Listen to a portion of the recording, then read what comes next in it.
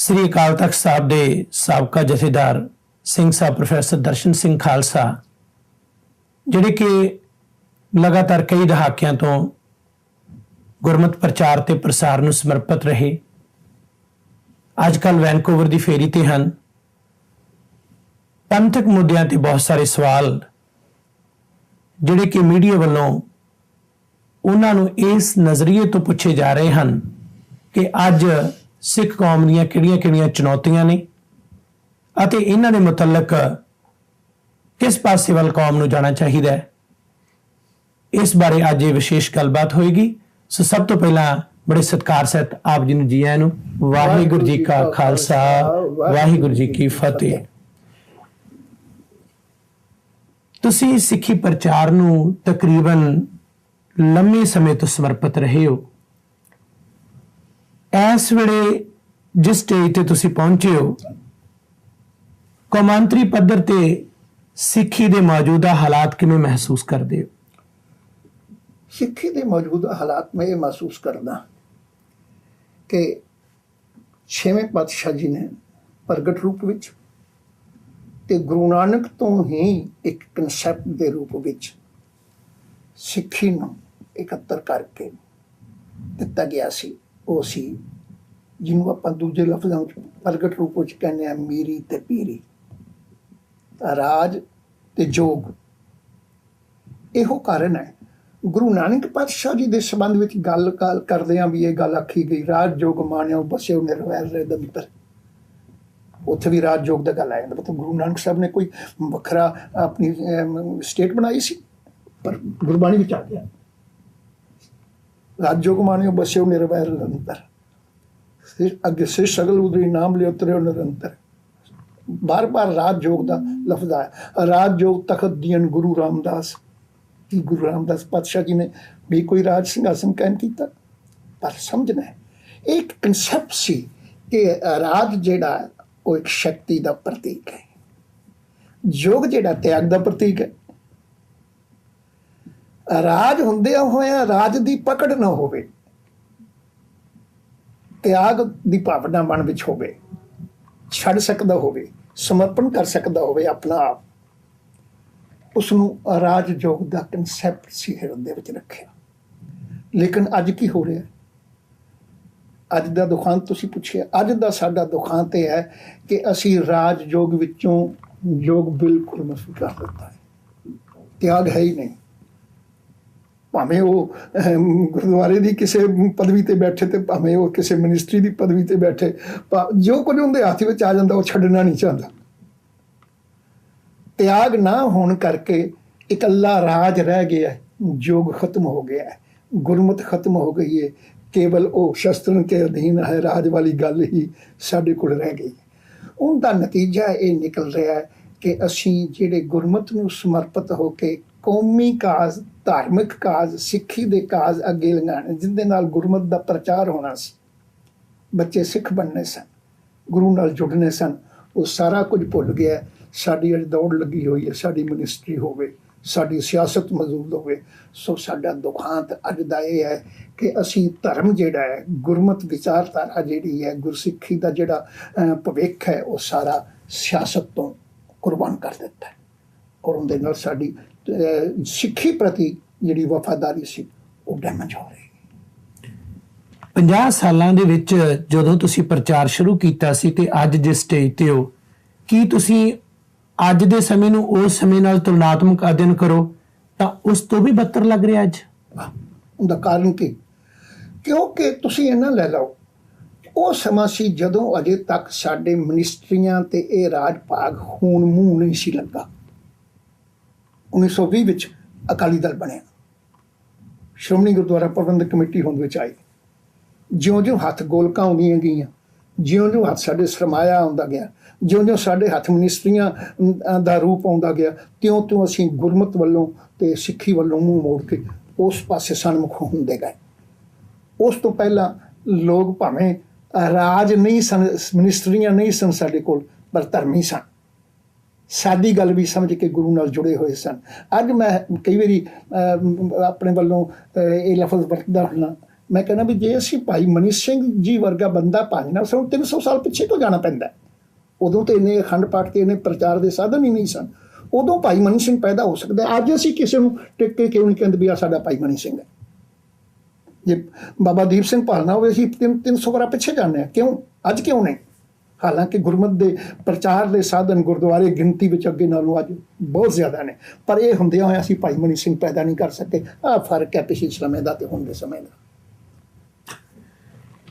ਗੁਰਦੁਆਰਾ ਲਹਿਰ ਚੱਲੀ, ਸੁਧਾਰ ਲਹਿਰ ਤੋਂ ਬਾਅਦ ਬੜੇ ਰੈਵੋਲੂਸ਼ਨ ਚੱਲੇ। 70ਵਿਆਂ ਤੋਂ ਬਾਅਦ ਤੁਸੀਂ ਪ੍ਰਚਾਰ ਦੇ ਵਿੱਚ ਬੜੇ ਸਰਗਰਮ ਹੋਏ। 80ਵਿਆਂ ਦਾ ਦੁਖਾਂਤ ਆਇਆ, 1984 ਦਰਬਾਰ ਸਾਹਿਬ ਤੋਂ ਹਮਲਾ, 1984 ਸਿੱਖ ਨਸਲਕੁਸ਼ੀ। ਪ੍ਰੋਫੈਸਰ ਦਰਸ਼ਨ ਸਿੰਘ ਉਸ ਵੇਲੇ ਜਦੋਂ ਹਾਲਾਤ ਦੇ ਮੱਦੇਨਜ਼ਰ ਬੇਬਾਕੀ ਨਾਲ ਬੋਲਦੇ ਸੀ ਤੇ ਇਹ ਸਵਾਲ ਉੱਠਦਾ ਹੈ ਕਿ ਉਸ ਵੇਲੇ ਸ਼ਸਤਰ ਦੀ ਗੱਲ ਜਿਹੜੀ ਸੀ ਬੜੀ ਸ਼ਿੱਦਤ ਨਾਲ ਹੁੰਦੀ ਸੀ। ਅੱਜ ਸ਼ਾਸਤਰ ਦੀ ਗੱਲ ਹੋ ਰਹੀ ਹੈ, ਸ਼ਸਤਰ ਦੀ ਗੱਲ ਮਨਫੀ ਹੋ ਰਹੀ ਹੈ? ਨਹੀਂ, ਇਹ ਉਦੋਂ ਵੀ ਅੱਜ ਤੁਸੀਂ ਬਜਟ ਸੈਸ਼ਨ 1986 ਦਾ 87 ਦਾ ਜਦੋਂ ਮੈਂ ਉੱਥੇ ਸੇਵਾ ਵਿੱਚ ਸਾਂ, ਉਦੋਂ ਵੀ ਇਹ ਗੱਲ ਕਹੀ ਸੀ। ਤੁਹਾਨੂੰ ਯਾਦ ਹੋਵੇਗਾ ਲਫ਼ਜ਼ ਬਦਲਵੇਂ ਸਨ। ਮੈਂ ਆਖਿਆ ਗੱਲ ਦੀ ਸ਼ਕਤੀ ਨੂੰ ਹੀ ਸਮਝੋ, ਮੇਰੀ ਗੋਲੀ ਦੀ ਸ਼ਕਤੀ ਨਹੀਂ ਹੁੰਦੀ। ਉਦੋਂ ਵੀ ਆ ਮਸਲਾ ਆਇਆ ਸੀ ਵੀ ਗੋਲੀ ਤਾਂ ਅਖੀਰ ਤੇ ਹੈ, ਜਿੰਦੇ ਕੋਲ ਗੱਲ ਦੀ ਸ਼ਕਤੀ ਖਤਮ ਹੋ ਜਾਂਦੀ ਹੈ, ਜਿੰਦੇ ਕੋਲ ਦਲੀਲ ਦੀ ਸ਼ਕਤੀ ਖਤਮ ਹੋ ਜਾਂਦੀ ਹੈ।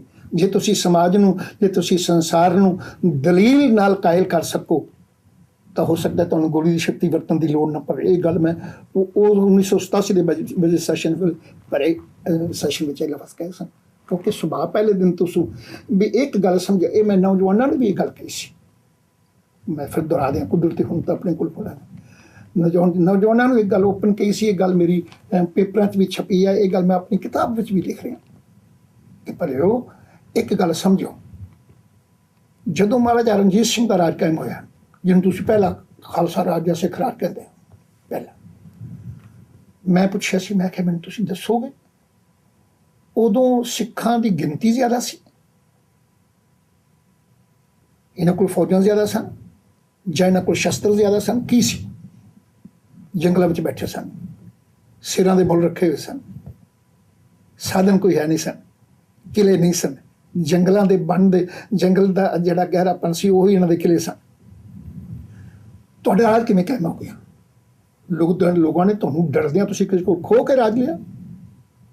ਮੈਂ ਕਿਹਾ ਨਹੀਂ, ਇੱਕ ਗੱਲ ਸਮਝਿਓ, ਉਹ ਇਹ ਕਿ ਜਦੋਂ ਜਿਹੜੇ ਸ਼ਸਤਰਧਾਰੀ ਨਿਰੇ ਸਨ, ਜਿਹੜੇ ਤਾਕਤਾਂ ਤੇ ਫੌਜਾਂ ਵਾਲੇ ਸਨ, ਉਹ ਆ ਕੇ ਹਿੰਦੁਸਤਾਨ ਦੀਆਂ ਬਹੁ ਬੇਟੀਆਂ ਤੇ ਇੱਜ਼ਤ ਧਨ ਮਾਲ ਲੁੱਟ ਕੇ ਲੈ ਜਾਂਦੇ ਸਨ। ਉਹਨਾਂ ਨੂੰ ਆਪਣੇ ਉਸ ਤਾਕਤ ਦਾ ਮਾਣ ਸੀ, ਉਹ ਲੁੱਟ ਕੇ ਲੈ ਜਾਂਦੇ ਸਨ। ਤੇ ਸਿੰਘ ਜਿਹੜੇ ਗਿਣਤੀ ਵਿੱਚ ਥੋੜ੍ਹੇ ਹੁੰਦੇ ਸਨ, ਉਹ ਰਾਤ ਬਰਾਤੇ ਵੀ ਰਸਤੇ ਵਿੱਚ ਉਹਨਾਂ ਤੇ ਹਮਲਾ ਕਰਕੇ ਉਹਨਾਂ ਕੋਲ ਬੱਚੀਆਂ ਛੁਡਾ ਲਿਆਉਂਦੇ ਸਨ। ਛੁਡਾ ਕੇ ਲਿਆ ਕੇ ਉਹਨਾਂ ਕੋਲ ਐਡਰੈਸ ਪੁੱਛਦੇ ਸਨ ਤੇ ਉਹਨਾਂ ਦੇ ਘਰ ਪਹੁੰਚਾਉਂਦੇ ਸਨ। ਜਿਨ੍ਹਾਂ ਦਾ ਇੱਜ਼ਤ ਮਾਣ ਸਨਮਾਨ ਜਦੋਂ ਘਰ ਪਹੁੰਚਦਾ ਸੀ, ਉਹ ਸਾਰੇ ਸਿੱਖ ਨਹੀਂ ਸਨ ਹੁੰਦੇ। ਉਹ ਜਿਹੜੀਆਂ ਧੀਆਂ ਭੈਣਾਂ ਲੁੱਟ ਕੇ ਲੈ ਜਾਂਦੇ ਸਨ, ਉਹ ਸਿੱਖਾਂ ਦੀਆਂ ਨਹੀਂ ਸਿਰਫ ਹੁੰਦੀਆਂ ਸਨ, ਇੱਕ ਉੱਚੇ ਆਚਰਨ ਦੀ ਨਿਸ਼ਾਨੀ ਸੀ। ਉਹ ਜਦੋਂ ਬੱਚੀ ਕਿਸੇ ਦੀ ਇੱਜ਼ਤ ਦੀ ਘਰ ਪਹੁੰਚਾਉਂਦੇ ਸਨ ਤੇ ਅੱਗੋਂ ਦੇ ਅੰਦਰੋਂ ਇੱਕ ਅਸੀਸ ਨਿਕਲਦੀ ਸੀ, ਰੱਬ ਕਰੇ ਰਾਜ ਇਹਨਾਂ ਦਾ ਹੀ ਹੋ ਜਾਏ। ਇਹੋ ਹਾਲ ਸਭ ਸੁਖਾਲੀ ਬੁੱਠੀਆ, ਗੁਰਬਾਣੀ ਦੀ ਪ੍ਰੇਰਨਾ ਸੀ ਇਹਦੇ 'ਚ, ਇਹ ਸਾਰੇ ਕੰਮ ਵਿੱਚ, ਕਿ ਸਭ ਸੁਖਾਲੀ ਬੁੱਠੀਆ ਇਹ ਹੋਆ ਹਲੇ ਮੀਰਾ ਜੀ। ਉਹ ਅਸੀਸਾਂ ਤੇ ਉਹ ਮਨ ਦੀ ਚਾਹਤ, ਪ੍ਰਜਾ ਜਦੋਂ ਅੰਦਰੋਂ ਰਾਜ ਕਿੰਦਾ ਚਾਹੁੰਦੀ ਹੈ, ਉਸੇ ਨੂੰ ਰਾਜ ਮਿਲਦਾ ਹੈ। ਤੁਹਾਨੂੰ ਰਾਜ ਇਉਂ ਮਿਲਿਆ, ਸ਼ਸਤਰ ਦੀ ਤੇ ਨਿਰੀ ਤਾਕਤ ਨਾਲ ਨਹੀਂ, ਗੋਲੀ ਨਾਲ ਨਹੀਂ ਮਿਲਿਆ ਲੋਕਾਂ ਦੀ ਅਸੀਸਾਂ ਨਾਲ। ਤੇ ਮੈਂ ਉੱਥੇ ਇੱਕ ਦਲੀਲ ਦਿੱਤੀ ਸੀ ਸਿੰਘੋ, ਕਿਉਂਕਿ ਉਹਨਾਂ ਹਾਲਾਤਾਂ ਵਿੱਚ ਸਾਡੇ ਸਾਹਮਣੇ ਕੁਝ ਐਸਾ ਆ ਚੁੱਕਾ ਸੀ। ਜਦੋਂ ਵੀ ਵੱਡੀਆਂ ਮੂਵਮੈਂਟਾਂ ਕੌਮਾਂ ਦੀਆਂ ਚੱਲਦੀਆਂ ਨੇ, ਉਦੋਂ ਗਲਤ ਲੋਕ ਵੀ ਵਿੱਚ ਪ੍ਰਵੇਸ਼ ਕਰਦੇ ਨੇ। ਐਸੀ ਗੱਲ ਨਹੀਂ, ਦੁਸ਼ਮਣ ਕਦੀ ਭਲਾ ਨਹੀਂ ਸੋਚਦਾ। ਇਹ ਦੁਸ਼ਮਣ ਵੱਲੋਂ ਵੀ ਕੁਝ ਲੋਕ ਪਲਾਂਟ ਕੀਤੇ ਗਏ ਸਨ ਸਾਡੀ ਉਸ ਮੂਵਮੈਂਟ ਨੂੰ ਬਦਨਾਮ ਕਰਨ ਲਈ, ਤਾਂ ਕਿ ਲੋਕਾਂ ਵਿੱਚ ਇਹਨਾਂ ਨੂੰ ਹਮਦਰਦੀ ਨਾ ਮਿਲ ਸਕੇ ਇਸ ਮੂਵਮੈਂਟ ਨੂੰ। ਤਾਂ ਐਸੇ ਲੋਕ ਵਿੱਚ ਪ੍ਰਵੇਸ਼ ਕਰ ਗਏ ਸਨ ਜਿਨ੍ਹਾਂ ਨੇ ਗਲਤ ਕੰਮ ਵੀ ਕੀਤੇ ਤੇ ਕੀਤੇ ਸਿੱਖ ਨੌਜਵਾਨਾਂ ਦੇ ਨਾਮ ਥੱਲੇ, ਚਿਹਰਿਆਂ ਦੇ ਥੱਲੇ। ਤੇ ਮੇਰਾ ਫਰਜ਼ ਸੀ ਮੈਂ ਇਹਨਾਂ ਨੂੰ ਉਸ ਪੱਖੋਂ ਕਿਉਂ ਛੁਪਾ ਕੇ ਰੱਖਾਂ, ਗੱਲ ਸਾਹਮਣੇ ਕਰਾਂ। ਮੈਂ ਉਦੋਂ ਇਹਨਾਂ ਨੂੰ ਇੱਕ ਲਫ਼ਜ਼ ਕਹੀ ਸੀ ਵੀ ਆਪਣੇ ਵਿੱਚ ਪਛਾਣੋ ਕੁਝ ਗਲਤ ਹੋ ਰਿਹਾ ਹੈ। ਤੇ ਨਾਲ ਮੈਂ ਇਹਨਾਂ ਨੂੰ ਇੱਕ ਐਗਜ਼ਾਮਪਲ ਦਿੱਤੀ ਸੀ ਉਹ ਐਗਜ਼ਾਮਪਲ ਅੱਜ ਨਾਲ ਫਿਰ ਤੁਹਾਡੇ ਸਵਾਲ ਨਾਲ ਸੰਬੰਧ ਰੱਖਦੀ ਹੈ। ਉਹ ਐਗਜ਼ਾਮਪਲ ਦਿੱਤੀ ਸੀ, ਭਰਿਓ ਜਿਸ ਦਿਨ ਤੁਸੀਂ ਕਿਸੇ ਪਿੰਡੋਂ ਲੰਘੋ ਰਾਤ ਨੂੰ ਸ਼ਾਮ ਨੂੰ ਤੇ ਕੋਈ ਬੀਬੀ 10 ਪਰੌਂਠੇ ਬਣਾ ਕੇ ਮਾਤਾ ਤੁਹਾਨੂੰ ਆਵਾਜ਼ ਦੇਵੇ, ਬੇਟਾ ਪਤਾ ਨਹੀਂ ਤੁਹਾਨੂੰ ਰਾਤ ਕਿੱਥੇ ਪੈ ਜਾਣੀ, ਰੋਟੀ ਮਿਲਣੀ ਹੈ ਨਹੀਂ ਮਿਲਣੀ ਹੈ, ਆਹ 10 ਰੋਟੀਆਂ ਨਾਲ ਲੈ ਜਾਓ, ਜਿੱਥੇ ਹੋਵੇ ਅੱਧੀ ਦੀ ਕਰਕੇ ਖਾ ਲਿਓ, ਛਕ ਲਿਓ, ਤੁਸੀਂ ਸਮਝੋ ਅਸੀਂ ਜਿੱਤ ਰਹੇ ਹਾਂ, ਕਿਉਂਕਿ ਕੌਮ ਵਿੱਚ ਸਾਡੀ ਥਾਂ ਹੈ, ਸਾਨੂੰ ਲੋਕ ਪਸੰਦ ਕਰਦੇ, ਸਾਡੇ ਕਰਤੱਵ ਤੋਂ ਲੋਕ ਕੁਰਬਾਨ ਜਾਂਦੇ ਨੇ, ਨਾਲ ਹਮਦਰਦੀ ਰੱਖਦੇ ਨੇ। ਤੁਸੀਂ ਖੁਸ਼ੀ ਨਾਲ ਇਸ ਲਹਿਰ ਨੂੰ ਚਲਾਇਓ। ਪਰ ਮੈਂ ਕਿਹਾ ਇੱਕ ਖਿਆਲ ਰੱਖਿਓ, ਜਿਸ ਦਿਨ ਵੇਖੋ ਨਾ ਵੀ ਸਾਨੂੰ ਦੂਰੋਂ ਵੇਖ ਕੇ ਕਿਸੇ ਮਾਤਾ ਨੇ ਦਰਵਾਜ਼ਾ ਬੰਦ ਕਰ ਲਿਆ, ਤੁਹਾਡੇ ਕੋਲੋਂ ਡਰਦੇ ਹਾਂ, ਉਸ ਦਿਨ ਘਰ ਬਹਿ ਜਿਓ, ਤੁਹਾਡੀ ਮੂਮੈਂਟ ਫੇਲ ਹੋ ਜਾਏਗੀ। ਕਿਉਂਕਿ ਇੱਕ ਖਿਆਲ ਕਰਿਓ, ਚੰਗਿਆਈਆਂ ਨੇਕੀਆਂ ਬੜੀ ਵੱਡੀ ਸ਼ਕਤੀ ਹੈ। ਜਿੰਨੀ ਦੇਰ ਅਸੀਂ ਇਹਨਾਂ ਨੂੰ ਨਾਲ ਨਹੀਂ ਰੱਖਦੇ, ਨਿਰੇ ਸ਼ਸਤਰ ਨੂੰ, ਨਿਰੀ ਗੋਲੀ ਨੂੰ ਆਪਣੀ ਤਾਕਤ ਬਣਾਉਂਦੇ ਹਾਂ, ਉਹਦਾ ਨਤੀਜਾ ਇਹ ਨਿਕਲਿਆ ਅੱਜ ਸਾਡੇ ਹਾਲਤ ਇਹ ਹੋ ਗਈ। ਅਸੀਂ ਅੱਜ ਦੇਖ ਰਹੇ ਹਾਂ 20 ਸਾਲ ਬਾਅਦ ਵੀ, 25 ਸਾਲ ਬਾਅਦ ਵੀ ਉਸ ਸਮੇਂ ਨਾਲ ਸੰਬੰਧਿਤ ਨੌਜਵਾਨ ਅਨੇਕਾਂ ਉਹ ਜਿਹੜੇ ਅੱਜ ਤੱਕ ਜੇਲ੍ਹਾਂ ਵਿੱਚ ਰੁਲ ਰਹੇ ਨੇ, ਕੋਈ ਸਾਰ ਨਹੀਂ ਲੈ ਰਿਹਾ, ਜੇਲ੍ਹਾਂ ਵਿੱਚ ਰੁਲ ਰਹੇ। ਉਹਨਾਂ ਵਿਚਾਰਿਆਂ ਨੇ ਕੀ ਗਵਾਇਆ ਹੈ ਜੀ? ਜਨਾਂ ਕੋਈ ਜ਼ਿੰਦਗੀ ਕੁਰਬਾਨ ਕਰ ਦਿੱਤੀ ਸੀ, ਭਾਵੇਂ ਹਲਵਾਰਾ ਵਰਗੇ ਨੇ ਤੇ ਭਾਵੇਂ ਦਵਿੰਦਰ ਸਿੰਘ ਭੁੱਲਰ ਵਰਗੇ ਨੇ, ਭਾਵੇਂ ਬਲਵੰਤ ਸਿੰਘ ਰਾਜੂਆਣਾ ਵਰਗੇ ਨੇ। ਮੈਂ ਕਹਿੰਦਾ ਜੋ ਕੁਝ ਵੀ ਹੈ ਉਹਨਾਂ ਨੇ ਆਪਣੇ ਲਈ ਕੀ ਖੱਟਿਆ, ਆਪਣਾ ਆਪ ਕੁਰਬਾਨ ਕਰਕੇ ਤੇ ਇੰਨੀਆਂ ਜੀਵਨ ਦੀਆਂ ਕੁਰਬਾਨੀਆਂ ਦੇ ਕੇ ਅਸੀਂ ਬਦਲੇ ਵਿੱਚ ਕੀ ਲਿਆ? ਅਜੇ ਤੱਕ ਸਾਨੂੰ ਕੀ ਤੁਸੀਂ ਖਾਲਿਸਤਾਨ ਬਣਾ ਲਿਆ ਜਾਂ ਕੀ ਤੁਸੀਂ ਰਾਜ ਭਾਗ ਕਾਇਮ ਕਰ ਲਿਆ? ਇੱਕ ਭੁਲੇਖੇ 'ਚ ਨਾ ਰਹੋ। ਦੁਸ਼ਮਣ ਕਮਜ਼ੋਰ ਨਹੀਂ ਹੁੰਦਾ, ਉਹਦੀ ਸੋਚ ਕਮਜ਼ੋਰ ਨਹੀਂ ਹੁੰਦੀ, ਉਹਦੇ ਕੋਲ ਇੱਕ ਹਥਿਆਰ ਨਹੀਂ ਹੁੰਦਾ। ਇਹ ਨਹੀਂ ਕਿ ਨਿਰਾ ਉਹਨੇ ਹਥਿਆਰਾਂ ਨਾਲ ਹੀ ਮਾਰਿਆ, ਉਹਨੇ ਆਪਣੇ ਹੋਰ ਹਰਬੇ ਵਰਤ ਕੇ ਤੁਹਾਡੇ ਰਾਹੀਂ ਅੰਦਰ ਬੁਰਾਈਆਂ ਪੈਦਾ ਕਰਕੇ, ਤੁਹਾਡੇ ਅੰਦਰ ਕੀ ਪੈਦਾ ਕੀਤੀਆਂ ਹੋਈਆਂ ਬੁਰਾਈਆਂ ਤੇ ਗਲਤ ਕੰਮ, ਉਹ ਵੀ ਉਹਦਾ ਹਥਿਆਰ ਬਣੇ, ਕਿਉਂਕਿ ਕੌਮ ਤੁਹਾਡੇ ਨਾਲ ਟੁੱਟੇ। ਸੋ ਇਸ ਲਈ ਇਸ ਗੱਲ ਦਾ ਇੱਕ ਲਫ਼ਜ਼ ਸਮਝਣਾ ਹੈ ਕਿ ਸੰਸਾਰ ਅੰਦਰ ਸਿਰਫ ਹਥਿਆਰ ਹੀ ਸਾਰੀ ਸ਼ਕਤੀ ਨਹੀਂ, ਮਨੁੱਖ ਦੇ ਜੀਵਨ ਦੀਆਂ ਚੰਗਿਆਈਆਂ ਮਨੁੱਖ ਮੁੱਖ ਸ਼ਕਤੀ ਨੇ। ਤੁਸੀਂ ਮੈਨੂੰ ਇਹ ਲਫ਼ਜ਼ ਵਰਤੇ ਨੇ ਕਿ ਤੁਸੀਂ ਇਹ ਗੱਲ ਉਦੋਂ ਕਿਉਂ ਨਹੀਂ ਕਿ ਨਿਰੀ ਸ਼ਸਤਰ ਦੀ ਗੱਲ ਹੋਈ ਹੈ। ਹੁਣ ਮੈਂ ਤੁਹਾਨੂੰ ਤਾਂ ਪਿਛਲੀਆਂ ਦਲੀਲਾਂ ਉਹ ਦਿੱਤੀਆਂ ਨੇ ਕਿ ਉਦੋਂ ਵੀ ਇਹ ਗੱਲ ਦੁਹਰਾਈ ਗਈ ਹੈ, ਭਰਿਓ ਗੱਲ ਵਿੱਚ ਸ਼ਕਤੀ ਪੈਦਾ ਕਰੋ, ਦਲੀਲ ਵਿੱਚ ਸ਼ਕਤੀ ਪੈਦਾ ਕਰੋ, ਜੀਵਨ ਵਿੱਚ ਪਿਆਰ ਦੀ ਸ਼ਕਤੀ ਪੈਦਾ ਕਰੋ। ਇਹ ਵੀ ਸ਼ਸਤਰ ਨਾਲੋਂ ਵੱਡਾ ਸ਼ਸਤਰ ਹੈ।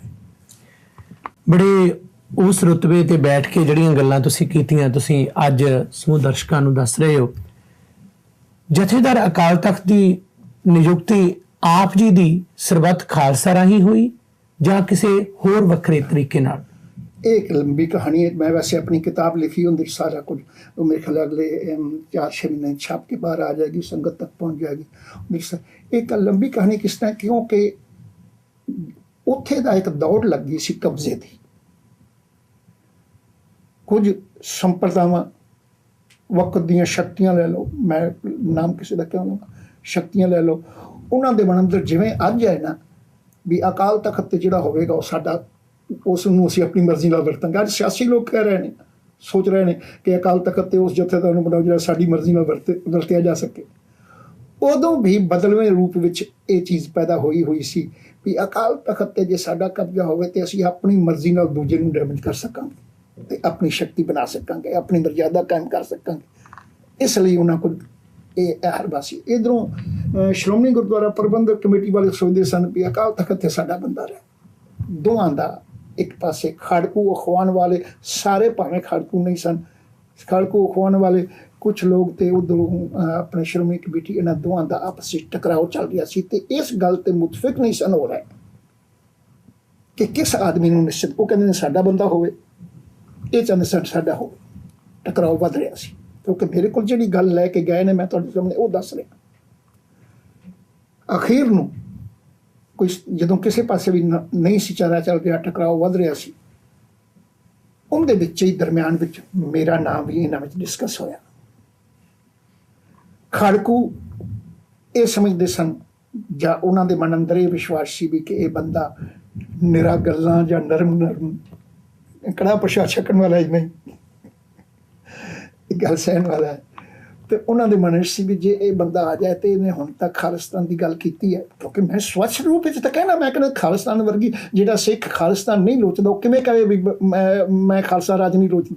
ਸਿਰਫ ਉਹਦਾ ਕਨਸੈਪਟ ਕਿਹੋ ਜਿਹਾ ਹੋਵੇ, ਖਾਲਸਾ ਰਾਜ ਕਿਹੋ ਜਿਹਾ ਹੋਵੇ, ਕਿਵੇਂ ਬਣੇ, ਇਹ ਗੱਲ ਨਹੀਂ ਸਮਝ ਸਕੇ ਮੇਰੇ ਸਾਥੀ। ਮੇਰੀ ਉਹਨਾਂ ਦੀ ਦੂਰੀ ਇਸ ਗੱਲ ਤੇ ਹੋਈ, ਕਿਉਂਕਿ ਉਹ ਸਭ ਸੁਖਾਲੀ ਮੁੱਠੀਆਂ ਸਾਰਿਆਂ ਦੀ ਖੁਸ਼ੀ ਜਿੰਦੇ ਵਿੱਚ ਹੋਵੇ ਐਸੇ ਰਾਜ ਭਾਗ ਦੀ ਗੱਲ ਨਹੀਂ ਸਨ ਕਰ ਰਹੇ। ਉਹ ਤਾਂ ਇੱਕ ਦੂਜੇ ਨੂੰ ਵੀ ਬਰਦਾਸ਼ਤ ਨਹੀਂ ਸਨ ਕਰਦੇ। ਇਹ ਨਹੀਂ ਕਿ ਅੱਜ ਨਹੀਂ, ਉਦੋਂ ਵੀ ਨਹੀਂ ਸਨ ਕਰਦੇ। ਇੱਕ ਨੂੰ ਇੱਕ ਆਦਮੀ ਮਾਰਦਾ ਸੀ, ਕਹਿੰਦਾ ਸੀ ਇਹਨੂੰ ਮੈਂ ਮਾਰ ਦਿੱਤਾ, ਗਦਾਰ ਸੋਧ ਦਿੱਤਾ, ਦੂਜਾ ਕਹਿੰਦਾ ਸੀ ਨਹੀਂ ਇਹ ਸਾਡਾ ਸ਼ਹੀਦ ਹੈ। ਉਦੋਂ ਵੀ ਤੁਸੀਂ ਦੇਖਦੇ ਰਹੇ, ਜਿਨ੍ਹਾਂ ਨੇ ਹੰਡਾਇਆ ਉਸ ਸਮਾਂ ਉਹਨਾਂ ਨੂੰ ਸਭ ਪਤਾ ਹੈ। ਤਾਂ ਮੇਰੇ ਕਹਿਣ ਦਾ ਮਤਲਬ ਸਿਰਫ ਇਹ ਹੈ ਕਿ ਉਹਨਾਂ ਹਾਲਾਤਾਂ ਵਿੱਚ ਇਹਨਾਂ ਦੇ ਆਪਸ ਵਿੱਚ ਬਣਦੀ ਨਹੀਂ ਸੀ। ਖਾੜਕੂ ਨੇ ਸੋਚਿਆ, ਜਦੋਂ ਮੇਰਾ ਨਾਂ ਇਹਨਾਂ ਦੇ ਸਾਹਮਣੇ ਆਇਆ, ਖਾੜਕੂ ਨੇ ਸੋਚਿਆ ਵੀ ਸਾਨੂੰ ਉਹ ਮਨਜ਼ੂਰ ਹੈ, ਉਹ ਗਰਮ ਵਿਚਾਰਧਾਰਾ ਦਾ ਹੈ। ਇੱਧਰੋਂ ਸ਼੍ਰੋਮਣੀ ਗੁਰਦੁਆਰਾ ਪ੍ਰਬੰਧਕ ਕਮੇਟੀ ਵਾਲੇ ਵੀ ਮੇਰੇ ਕਨਸੈਪਟ ਨੂੰ ਜਾਣਦੇ ਸਨ ਵੀ ਉਹ ਗਰਮ ਵਿਚਾਰਧਾਰਾ ਦਾ ਜ਼ਰੂਰ ਹੈ, ਲੇਕਿਨ ਬਾਦਲੀਲ ਗਰਮ ਵਿਚਾਰਧਾਰਾ ਦਾ, ਇਸ ਲਈ ਸਾਡੇ ਤੇ ਨਿਰੀ ਡਾਂਗ ਨਹੀਂ ਚੱਲੇਗੀ ਜਿਹੜੀ ਉਦੋਂ ਚੱਲ ਰਹੀ ਸੀ ਸ਼੍ਰੋਮਣੀ ਕਮੇਟੀ ਦੇ ਖਾੜਕੂਆਂ ਦੇ ਨਾਮ ਥੱਲੇ। ਵੀ ਸ਼੍ਰੋਮਣੀ ਕਮੇਟੀ ਵੀ ਭੰਗ ਕਰ ਦਿੱਤੀ, ਅਕਾਲੀ ਦਲ ਵੀ ਭੰਗ ਕਰਤਾ। ਔਰ ਇਹ ਬੜੀ ਲੰਬੀ ਕਹਾਣੀ, ਇਸ ਲਈ ਇੱਕ ਕਿਤਾਬ ਪੜ੍ਹੋ ਕਿ ਤੁਹਾਡੇ ਸਾਹਮਣੇ ਆ ਜਾਏਗੀ। ਬਕਾਇਦਾ ਮੀਟਿੰਗਾਂ ਮੇਰੀ ਖਾੜਕੂਆਂ ਨਾਲ ਹੋਈਆਂ ਵੀ ਤੁਸੀਂ ਇਹ ਮਾਰ ਕੇ ਇਹਨਾਂ ਨੂੰ ਜੇ ਚਾਹੋ ਵੀ ਆਪਣਾ ਰਾਜ ਕਾਇਮ ਕਰ ਲਈਏ ਤੇ ਨਹੀਂ ਕਰ ਸਕੋਗੇ। ਬਕਾਇਦਾ ਮੀਟਿੰਗ 'ਚ ਮੇਰੀ ਗੱਲਬਾਤ ਹੋਈ। ਖੈਰ, ਮੈਂ ਤੁਹਾਨੂੰ ਉਸ ਗੱਲ ਦਾ ਜਵਾਬ ਦੇਣਾ ਚਾਹੁੰਦਾ ਕਿ ਜਦੋਂ ਇਹਨਾਂ ਦਾ ਇਸ ਗੱਲ 'ਤੇ ਦੋਵਾਂ ਮੇਰੇ ਨਾਮ ਦਾ ਮਸਲਾ ਆਇਆ, ਦੋਨੋਂ ਮੁਤਫਿਕ ਹੋ ਗਏ। ਸ਼੍ਰੋਮਣੀ ਕਮੇਟੀ ਨੇ ਵੀ ਆਖਿਆ ਵੀ ਸਾਨੂੰ ਠੀਕ ਹੈ, ਅਕਾਲ ਤਖਤ ਦਾ ਜਥੇਦਾਰ ਉਹਨੂੰ ਬਣਾ ਦਿਓ। ਖਾੜਕੂ ਨੇ ਵੀ ਆਖਿਆ ਠੀਕ ਹੈ, ਅਕਾਲ ਤਖਤ ਦਾ ਜਥੇਦਾਰ ਨੂੰ। ਮੇਰੇ ਕੋਲ ਇਹ ਗੱਲ ਦਾ ਫੈਸਲਾ ਲੈ ਕੇ ਆਪਣਾ ਰਾਜ ਸਿੰਘ, ਉਸਦਾ ਭਾਣ ਸਿੰਘ, ਮਨਜੀਤ ਸਿੰਘ ਕਲਕੱਤਾ ਉਦੋਂ ਉੱਥੇ ਸੀ, ਇਹ ਮੇਰੇ ਕੋਲ ਤਿੰਨੋਂ ਗਏ। ਜਿਹੜੇ ਤਿੰਨਾਂ ਨੇ ਉਸ ਤੋਂ ਬਾਅਦ ਮੈਸੇਜ ਮੇਰੇ ਕੋਲ ਲੈ ਕੇ ਗਏ ਠੇਕੇਦਾਰ ਸੁਰਜਨ ਸਿੰਘ ਦਾ, ਟੋੜਾ ਸਾਹਿਬ ਉਦੋਂ ਜੇਲ੍ਹ 'ਚ ਸਨ, ਇਹਨਾਂ ਦਾ ਵੀ ਤੁਸੀਂ ਇਹ ਸਥਾਨ ਆ ਕੇ ਸੰਭਾਲੋ। ਮੈਂ ਉਦੋਂ ਜੇਲ੍ਹ 'ਚੋਂ ਆਇਆ ਸਾਂ, ਸਿਰਫ ਮਹੀਨਾ ਡੇਢ ਮਹੀਨਾ ਗੁਜ਼ਰਿਆ ਸੀ, ਘਰ ਦਾ ਸਾਰਾ ਵਾਤਾਵਰਨ ਅਪਸੈਟ ਹੋਇਆ ਪਿਆ ਸੀ। ਮੈਂ ਇਹਨਾਂ ਨੂੰ ਆਖਿਆ ਵੀ ਮੈਨੂੰ ਮੁਸ਼ਕਿਲ ਹੈ, ਮੇਰੇ ਹਾਲਾਤ ਰੋਗੀ ਅਜੇ ਐਸੇ ਨੇ। 10 ਮਹੀਨੇ 10.5 ਮਹੀਨੇ ਮੈਂ ਜੇਲ੍ਹ ਭੁੱਖ ਕੇ ਆਇਆ, ਅਜੇ ਤੱਕ ਪਿੱਛੇ ਬੱਚੇ ਛੋਟੇ ਨੇ, ਮੈਂ ਅਜੇ ਸੇਵਾ ਸੰਭਾਲਣ ਦੇ ਯੋਗ ਆਪਣੇ ਆਪ ਨੂੰ ਨਹੀਂ ਸਮਝਦਾ। ਫਿਰ ਵੀ ਮੈਨੂੰ ਇਹਨਾਂ ਨੇ ਬੁਲਾਇਆ। ਅਜੇ ਤੱਕ ਉਹ ਮੇਰੇ ਖਿਆਲ ਕਿਤੇ ਪਈ ਹੋਣੀ ਹੈ ਡਾਇਰੀ ਵੀ। ਪ੍ਰਿੰਸੀਪਲ ਸੁਖਬੀਰ ਸਿੰਘ ਰਾਏ ਨੇ ਮੈਨੂੰ ਲੁਧਿਆਣੇ ਆ ਕੇ ਮਿਲੇ ਤੇ ਕਹਿਣ ਲੱਗੇ ਮੈਨੂੰ ਸਾਰੀ ਗੱਲ ਸਮਝ, ਜੇ ਤੁਸੀਂ ਨਹੀਂ ਟਾਈਮ ਦੇ ਸਕਦੇ ਇੰਨਾ ਉੱਥੇ, ਤੁਸੀਂ ਬੇਸ਼ੱਕ 15 ਦਿਨ ਬਾਅਦ ਇੱਕ ਚੱਕਰ ਲਾ ਆਇਆ ਕਰੋ, ਨਾ ਮੁਆਵਜ਼ਾ ਦੇ ਦਿਓ, ਸੇਵਾ ਕੋਈ ਕਰਦਾ ਰਹੇਗਾ। ਮੈਂ ਆਖਿਆ ਵੀ ਮੈਨੂੰ ਇਹ ਗੱਲ ਤੇ ਅਯੋਗ ਹੈ ਕਿ ਨਾ ਮੇਰਾ ਵਰਤਿਆ ਜਾਏ, ਸੇਵਾ ਕੋਈ ਹੋਰ ਕਰਦਾ ਰਹੇ ਤੇ ਮੈਂ ਕੇਵਲ ਨਾਮ ਲੈ ਕੇ ਤੁਰਿਆ ਫਿਰਾਂ। ਕਹਿਣ ਲੱਗੇ ਨਹੀਂ, ਸਾਨੂੰ ਇਸ ਵੇਲੇ ਸਾਡਾ ਇਹ ਤਨਾਜ਼ਾ ਟਕਰਾਓ ਤਾਂ ਖਤਮ ਹੁੰਦਾ। ਮੈਂ ਆਖਿਆ ਫਿਰ ਲਿਖ ਕੇ ਦਿਓ। ਬਕਾਇਦਾ ਉਹਨਾਂ ਨੇ ਮੇਰੀ ਡਾਇਰੀ ਦੇ ਪਿਛਲੇ ਪਾਸੇ ਇਹ ਲਫ਼ਜ਼ ਲਿਖ ਕੇ ਰਾਜ ਸਿੰਘ ਨੂੰ ਦਿੱਤੇ, ਉਹ ਅਜੇ ਤੱਕ ਮੇਰੇ ਕੋਲ ਕਿਤੇ ਪਿਆ ਹੋਣਾ। ਤਾਂ ਮੇਰੇ ਕਹਿਣ ਦਾ ਮਤਲਬ ਇਹ ਹੈ ਕਿ ਮੈਨੂੰ ਜਦੋਂ ਮੈਂ ਉਸ ਦਿਨ ਰਾਤ ਨੂੰ ਮੈਨੂੰ ਇਹਨਾਂ ਬੁਲਾਇਆ ਗੱਲਬਾਤ ਕਰਨ ਵਾਸਤੇ, ਮੈਂ ਅੰਮ੍ਰਿਤਸਰ ਗਿਆ। ਸ਼੍ਰੋਮਣੀ ਕਮੇਟੀ ਨੇ ਅਜੇ ਤੱਕ ਉਹ ਸਿੰਘ ਜਿਉਂਦਾ ਬੈਠਾ ਖਾੜਕੂਆਂ ਵਾਲੇ ਪਾਸਿਓਂ, ਕਿਉਂਕਿ ਮੈਂ ਮੰਨ ਨਹੀਂ ਸਰਿਆ। ਖਾੜਕੂਆਂ ਵਾਲੇ ਪਾਸੇ ਅਜਾਇਬ ਸਿੰਘ ਅਭਿਆਸੀ ਕਰਕੇ ਟਕਸਾਲ ਦਾ ਸਿੰਘ ਅਜੇ ਜਿਉਂਦਾ ਬੈਠਾ ਹੈ, ਉਹਨੂੰ ਗੁਰੂ ਕੀ ਹਜ਼ੂਰੀ 'ਚ ਲਾਇਆ ਮੇਰੇ ਸਾਹਮਣੇ। ਸੁਰਿੰਦਰ ਸਿੰਘ ਪ੍ਰਧਾਨ ਆਪਣਾ ਜਿਹੜਾ ਹੈ ਪ੍ਰਧਾਨ ਕਰਕੇ ਉਹਨੂੰ ਕਹਿੰਦੇ ਨੇ ਲੋਹਗੜ੍ਹ ਸਾਹਿਬ ਦਾ, ਜਿਹੜਾ ਸਵੇਰੇ ਉੱਠ ਕੇ ਹਰ ਰੋਜ਼ ਪੜ੍ਹਦਾ ਹੈ ਸਵਈਏ ਰੁਮਾਲਿਆਂ ਦਾ, ਤੇ ਉਹਦਾ ਇਹ ਕਾਰੋਬਾਰ ਹੈ। ਸਾਰੇ ਕਰੀਬ ਆਮ ਸਿੱਖ ਜਾਣਦਾ ਜਿਹੜਾ ਉੱਥੇ ਜਾਂਦਾ। ਉਹ ਸੱਜਣ ਜਿਹੜਾ ਹੈ ਉਹ ਰਾਤ ਨੂੰ ਮੇਰੇ ਕੋਲ 9:30-10 ਵਜੇ ਦੇ ਕਰੀਬ ਅੰਮ੍ਰਿਤਸਰ ਦਰਬਾਰ ਸਾਹਿਬ ਦੇ ਆਪਣੇ ਜਿੱਥੇ ਮੈਂ ਠਹਿਰਿਆ ਹੋਇਆ ਸਾਂ, ਅਕਾਲ ਰੈਸਟ ਹਾਊਸ ਜਿੱਥੇ ਮੈंने ਠਹਿਰਾਇਆ ਸੀ, ਉੱਥੇ ਆਇਆ ਤੇ ਕਹਿਣ ਲੱਗਾ ਜੀ ਖਾੜਕੂ ਸਿੰਘ ਮਿਲਣਾ ਚਾਹੁੰਦੇ। ਕਿਉਂਕਿ ਮੈਨੂੰ ਸ਼੍ਰੋਮਣੀ ਕਮੇਟੀ ਨੇ ਤਾਂ ਗੱਲ ਸਾਰੀ ਦੱਸ ਦਿੱਤੀ, ਮੈਨੂੰ ਲੈ ਆਉਂਦਾ, ਪਰ ਇਹ ਨਹੀਂ ਪਰਮਾਨੈਂਟ ਸਿਰਫ ਗੱਲ ਕਰਨ ਵਾਸਤੇ ਲੈ ਆਉਂਦਾ। ਪਰ ਅਜੇ ਖਾੜਕੂ ਨਾਲ ਸਿੱਧੀ ਗੱਲ ਨਹੀਂ ਸੀ ਹੋਈ। ਮੈਨੂੰ ਸੁਰਿੰਦਰ ਸਿੰਘ ਆ ਕੇ ਪ੍ਰਧਾਨ ਜਿਹੜਾ ਸਵਈਏ ਪੜ੍ਹਦਾ ਸਵੇਰੇ ਜਿਉਂਦਾ ਬੈਠਾ, ਤੁਸੀਂ ਪੁੱਛ ਸਕਦੇ ਹੋ, ਉਹ ਆਇਆ ਤੇ ਮੈਨੂੰ ਕਹਿਣ ਲੱਗਾ ਜੀ ਖਾੜਕੂ ਸਿੰਘ ਮਿਲਣਾ ਚਾਹੁੰਦੇ ਨੇ, ਉਹਨਾਂ ਦਾ ਨੁਮਾਇੰਦਾ ਆਇਆ ਹੈ। ਮੈਂ ਕਿਹਾ ਮੈਂ ਹੁਣ ਕਿੱਥੇ ਜਾ ਕੇ ਮਿਲ ਸਕਾਂ, ਮੈਂ ਤਾਂ ਕਿਸੇ ਨੂੰ ਜਾਣਦਾ ਨਹੀਂ। ਉਹ ਸੁਰਿੰਦਰ ਸਿੰਘ ਪ੍ਰਧਾਨ ਨੇ ਆਪਣੇ ਸਕੂਟਰ ਤੇ ਮੈਨੂੰ ਰਾਤ ਨੂੰ 10:30-11 ਵਜੇ ਆਪਣੇ ਸਕੂਟਰ ਤੇ ਪਿੱਛੇ ਬਿਠਾਇਆ ਤੇ ਲੋਹਗੜ੍ਹ ਸਾਹਿਬ ਗੁਰਦੁਆਰੇ ਲਿਆ ਕੇ ਇੱਕ ਕਮਰੇ ਨੂੰ ਅੰਦਰੋਂ ਖਾੜਕੂ ਸਿੰਘ ਨੂੰ ਬਿਠਾ ਕੇ ਅਜਾਇਬ ਸਿੰਘ ਅਭਿਆਸੀ ਨੂੰ, ਮੈਨੂੰ ਨਾਮ ਲੈਣ ਨੂੰ ਕੁਛ ਅਜਾਇਬ ਸਿੰਘ ਅਭਿਆਸੀ ਨੂੰ ਅੰਦਰ ਬਿਠਾਇਆ ਸੀ, ਬਾਹਰ ਉਹਨੇ ਤਾਲਾ ਮਾਰਿਆ ਸੀ ਵੀ ਪਤਾ ਨਾ ਲੱਗੇ। ਮੈਨੂੰ ਰਾਤ ਨੂੰ 11 ਵਜੇ ਉੱਥੇ ਲੈ ਕੇ ਗਿਆ ਲੋਹਗੜ੍ਹ ਸਾਹਿਬ, ਉੱਥੇ ਜਾ ਕੇ ਉਹਨੇ ਤਾਲਾ ਖੋਲ੍ਹਿਆ, ਅੰਦਰ ਅਜਾਇਬ ਸਿੰਘ ਅਭਿਆਸੀ ਮਿਲਿਆ, ਮੈਨੂੰ ਬਿਠਾਇਆ। ਉਹਨੇ ਮੈਨੂੰ ਇਹ ਗੱਲ ਕਹੀ ਖਾੜਕੂ ਸਿੰਘਾਂ ਵੱਲੋਂ, ਮੈਂ ਦੱਸਿਆ ਕਿਸ ਤਰ੍ਹਾਂ ਮੇਰੀ ਉੱਥੇ ਤੁਸੀਂ ਆਖੇ ਕਿਸ ਤਰ੍ਹਾਂ ਪਹੁੰਚਾਈ ਨਿਯੁਕਤੀ ਹੋਈ। ਉਹਨੇ ਮੈਨੂੰ ਆਪ ਵੱਲੋਂ ਖਾੜਕੂਆਂ ਵੱਲੋਂ ਇਹ ਗੱਲ ਕਹੀ ਕਿ ਤੁਸੀਂ ਹਰ ਹਾਲਤ ਵਿੱਚ ਸਿੰਘ ਸਾਹਿਬ ਸਾਡਾ ਟਕਰਾਓ ਟਲਦਾ ਹੈ, ਘਰੋਗੀ ਟਕਰਾਓ, ਅਤੇ ਤੁਸੀਂ ਆ ਕੇ ਸੰਭਾਲੋ। ਖਾੜਕੂਆਂ ਨੂੰ ਤੁਹਾਡੇ 'ਤੇ ਵਿਸ਼ਵਾਸ ਹੈ।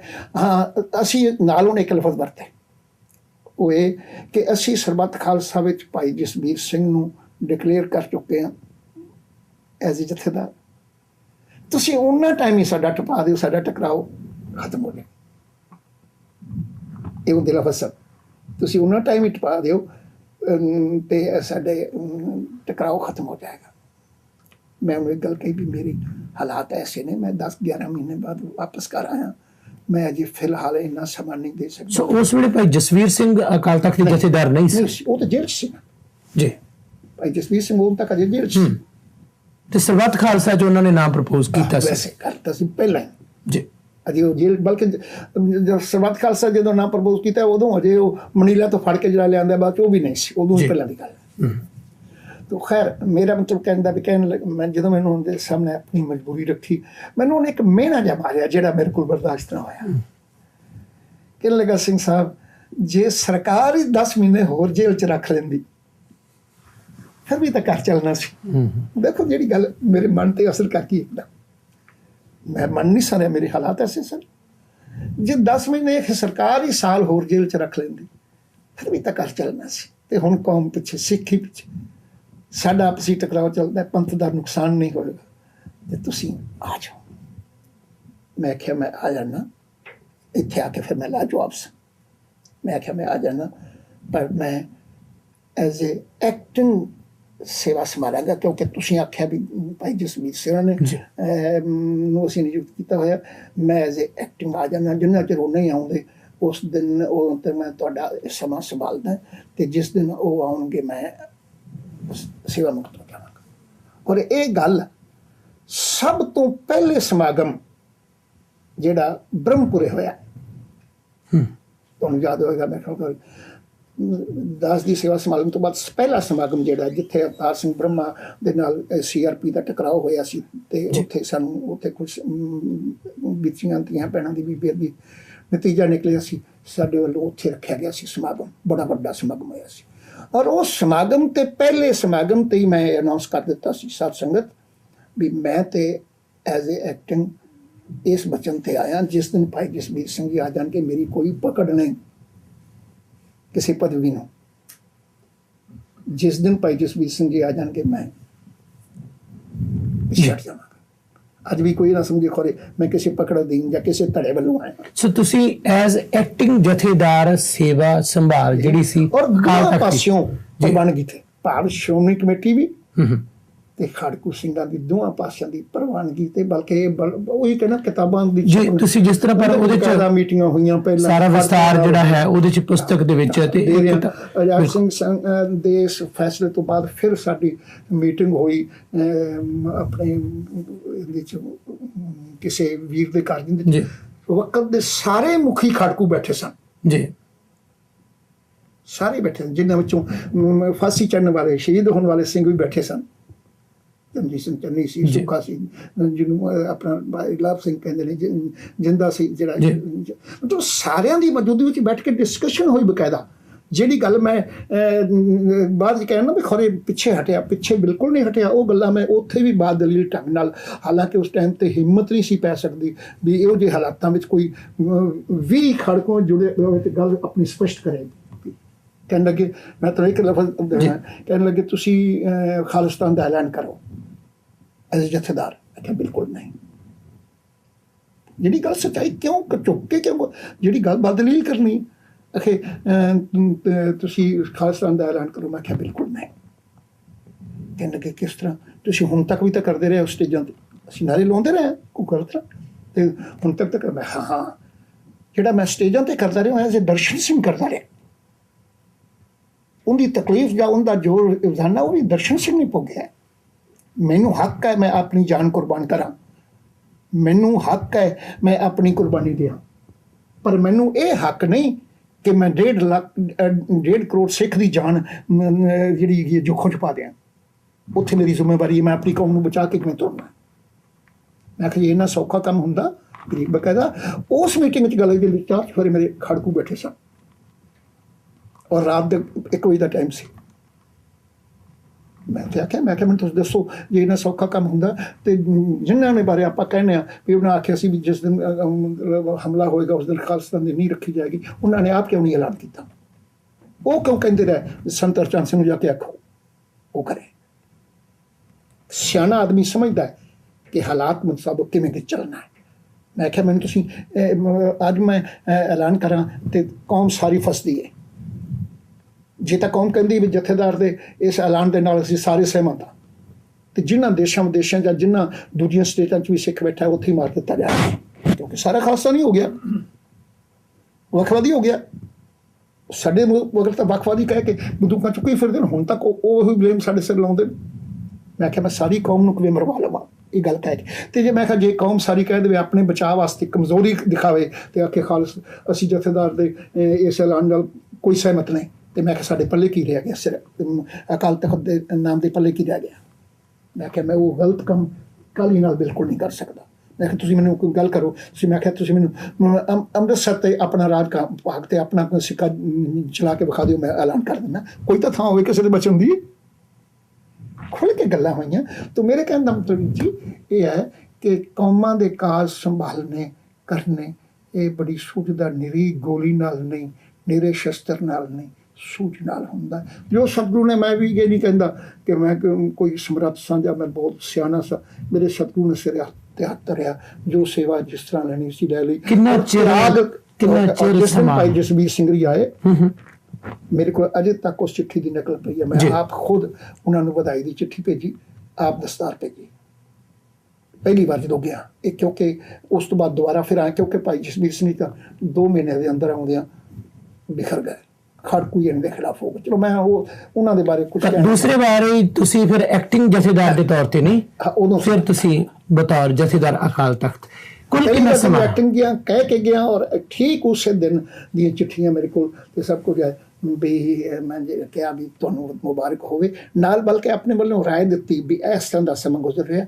ਬੜਾ ਸੰਭਲ ਕੇ ਕਦਮ ਧਰਨਾ ਤੇ ਕਾਹਲੀ ਨਾ ਕਰਨਾ। ਪਰ ਉਹ ਹੋਇਆ ਇਹ ਕੁਝ ਜਲਦੀ, ਜੋ ਕੁਝ ਹੋਇਆ, ਜੋ ਕੁਝ ਉਹ ਸਾਰਾ ਇਤਿਹਾਸ ਬਣ ਗਿਆ, ਕੋਈ ਮੇਰੇ ਕਹਿਣ ਵਾਲੀ ਗੱਲ ਨਹੀਂ। ਤੇ ਉਹ ਕੁੱਲ ਸਮਾਂ ਕਿੰਨਾ ਤੁਸੀਂ ਇਸ ਉਹਦੇ ਤੇ ਟੋਟਲ ਮੇਰੇ ਖਿਆਲ ਕੋਈ 3.5 ਸਾਲ, ਕਿਉਂਕਿ 86 ਦੇ ਨਵੰਬਰ 'ਚ ਮੈਨੂੰ ਇਹਨਾਂ ਨੇ ਨਿਯੁਕਤੀ ਕੀਤੀ। ਦਸੰਬਰ ਦਾ ਪਹਿਲਾ ਸਮਾਗਮ ਜਿਹੜਾ ਫਤਿਹਗੜ੍ਹ ਸਾਹਿਬ ਵਾਲਾ, ਉਹਦੇ 'ਚ ਮੈਂ ਸ਼ਮੂਲੀਅਤ ਕੀਤੀ ਜੀ। ਤੇ 90 ਦੀ ਜੂਨ ਵਿੱਚ ਮੇਰਾ ਇਹਨਾਂ ਨੇ 12 ਜੂਨ ਨੂੰ ਪਾਸ ਕੀਤਾ ਮੇਰਾ ਰਿਜ਼ਾਈਨ ਜਿਹੜਾ ਸੀ ਜੀ। ਇੱਕ ਕੁਰਸੀ ਸੀ ਸੇਵਕ ਹੈ ਜਿਹਨੇ ਬਕਾਇਦਾ ਰਿਜ਼ਾਈਨ ਕੀਤਾ, ਜਿਹਦੇ ਕੋਲ ਰਿਜ਼ਾਈਨ ਲਿਆ ਜਾਂ ਜਿਹਨੂੰ ਕੱਢਿਆ ਨਹੀਂ ਗਿਆ, ਪਰ ਰਿਜ਼ਾਈਨ ਬਲਕਿ 3 ਮਹੀਨੇ ਉਸ ਰਿਜ਼ਾਈਨ ਨੂੰ ਪਾਸ ਨਹੀਂ ਕਰ ਸਕੇ। ਸੋ ਇਹ 87, 88, 99, 90 ਕਰੀਬ ਪੌਣੇ 4 ਸਾਲ, 3.5 ਸਾਲ ਮੈਂ ਸੇਵਾ 'ਚ ਰਿਹਾ। ਤੁਸੀਂ ਨਾਮਵਰ ਖਾੜਕੂ ਜਥੇਬੰਦੀਆਂ ਜਾਂ ਸਿੰਘਾਂ ਦੀ ਗੱਲਬਾਤ ਕੀਤੀ ਹੈ, ਉਸ ਸਮੇਂ ਦੌਰਾਨ ਕੁਝ ਫੈਸਲੇ ਉਸ ਵੇਲੇ ਜਦੋਂ ਬਰਨਾਲਾ ਸਰਕਾਰ ਆਈ, ਕੁਝ ਇਸ ਤਰ੍ਹਾਂ ਦੀਆਂ ਘਟਨਾਵਾਂ ਹੋਈਆਂ ਜਿਨ੍ਹਾਂ ਦੇ ਮੱਦੇਨਜ਼ਰ ਅਕਾਲ ਤਖਤ ਨੇ ਫੈਸਲੇ ਲਏ, ਬਤੌਰ ਜਥੇਦਾਰ ਫੈਸਲੇ ਕੀਤੇ, ਸਜ਼ਾਵਾਂ ਸੁਣਾਈਆਂ ਗਈਆਂ, ਤਨਖਾਹੀਆ ਕਰਾਰ ਦਿੱਤਾ ਗਿਆ, ਕਿ ਉਹਦੇ ਪਿੱਛੇ ਕੋਈ ਰਾਜਸੀ ਤਾਕਤ ਸੀ ਜਾਂ ਸਮੇਂ ਦੇ ਉਸ ਹਾਲਾਤ ਨੂੰ ਧਿਆਨ 'ਚ ਰੱਖਿਆ ਗਿਆ? ਕਿਉਂਕਿ ਉਸ ਵੇਲੇ ਹਾਲਾਤ ਐਸੇ ਪੈਦਾ ਹੋ ਗਏ ਸਨ ਕਿ ਸਰਕਾਰ, ਕੇਂਦਰ ਸਰਕਾਰ ਨਹੀਂ ਸੀ ਚਾਹੁੰਦੀ ਕਿ ਸਟੇਟ ਸਰਕਾਰ, ਪੰਜਾਬ ਸਰਕਾਰ ਜਿਹੜੀ ਹੈ ਇਹ ਸਿੱਖਾਂ ਦੀ ਇਕੱਲਿਆਂ ਦੀ ਬਣ ਜਾਏ। ਇਸ ਲਈ ਉਹਨਾਂ ਨੇ ਪਾੜੋ ਤੇ ਰਾਜ ਕਰੋ ਵਾਲੀ ਨੀਤੀ ਵਿੱਚ ਐਸੇ ਢੰਗ ਵਰਤੇ ਜਿਹੜੀ ਗੱਲ ਕੌਮ ਦੇ ਸਾਹਮਣੇ ਦੁਖਾਂਤ ਸੀ।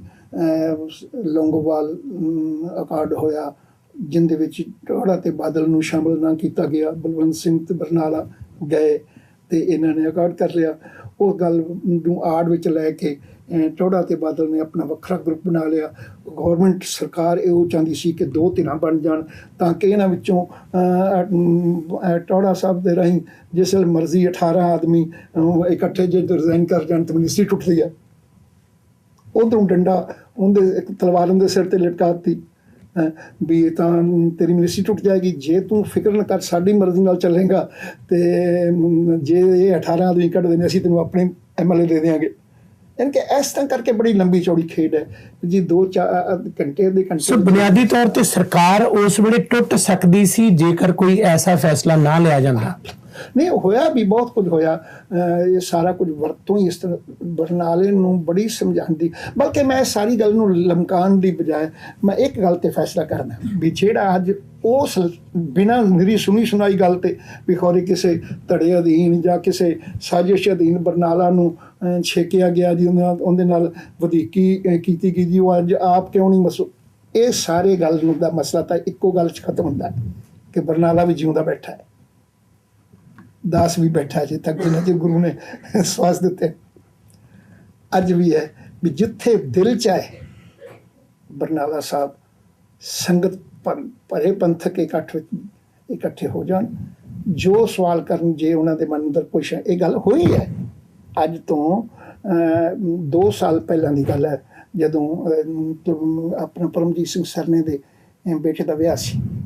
ਉਸ ਪਾਰਟੀ ਤੇ ਮੈਂ ਵੀ ਗਿਆ ਬਰਾਤ ਦੇ ਸਮੇਂ ਤੇ ਬਰਨਾਲਾ ਸਾਹਿਬ ਵੀ ਉੱਥੇ ਆਇਆ ਸਾਂ।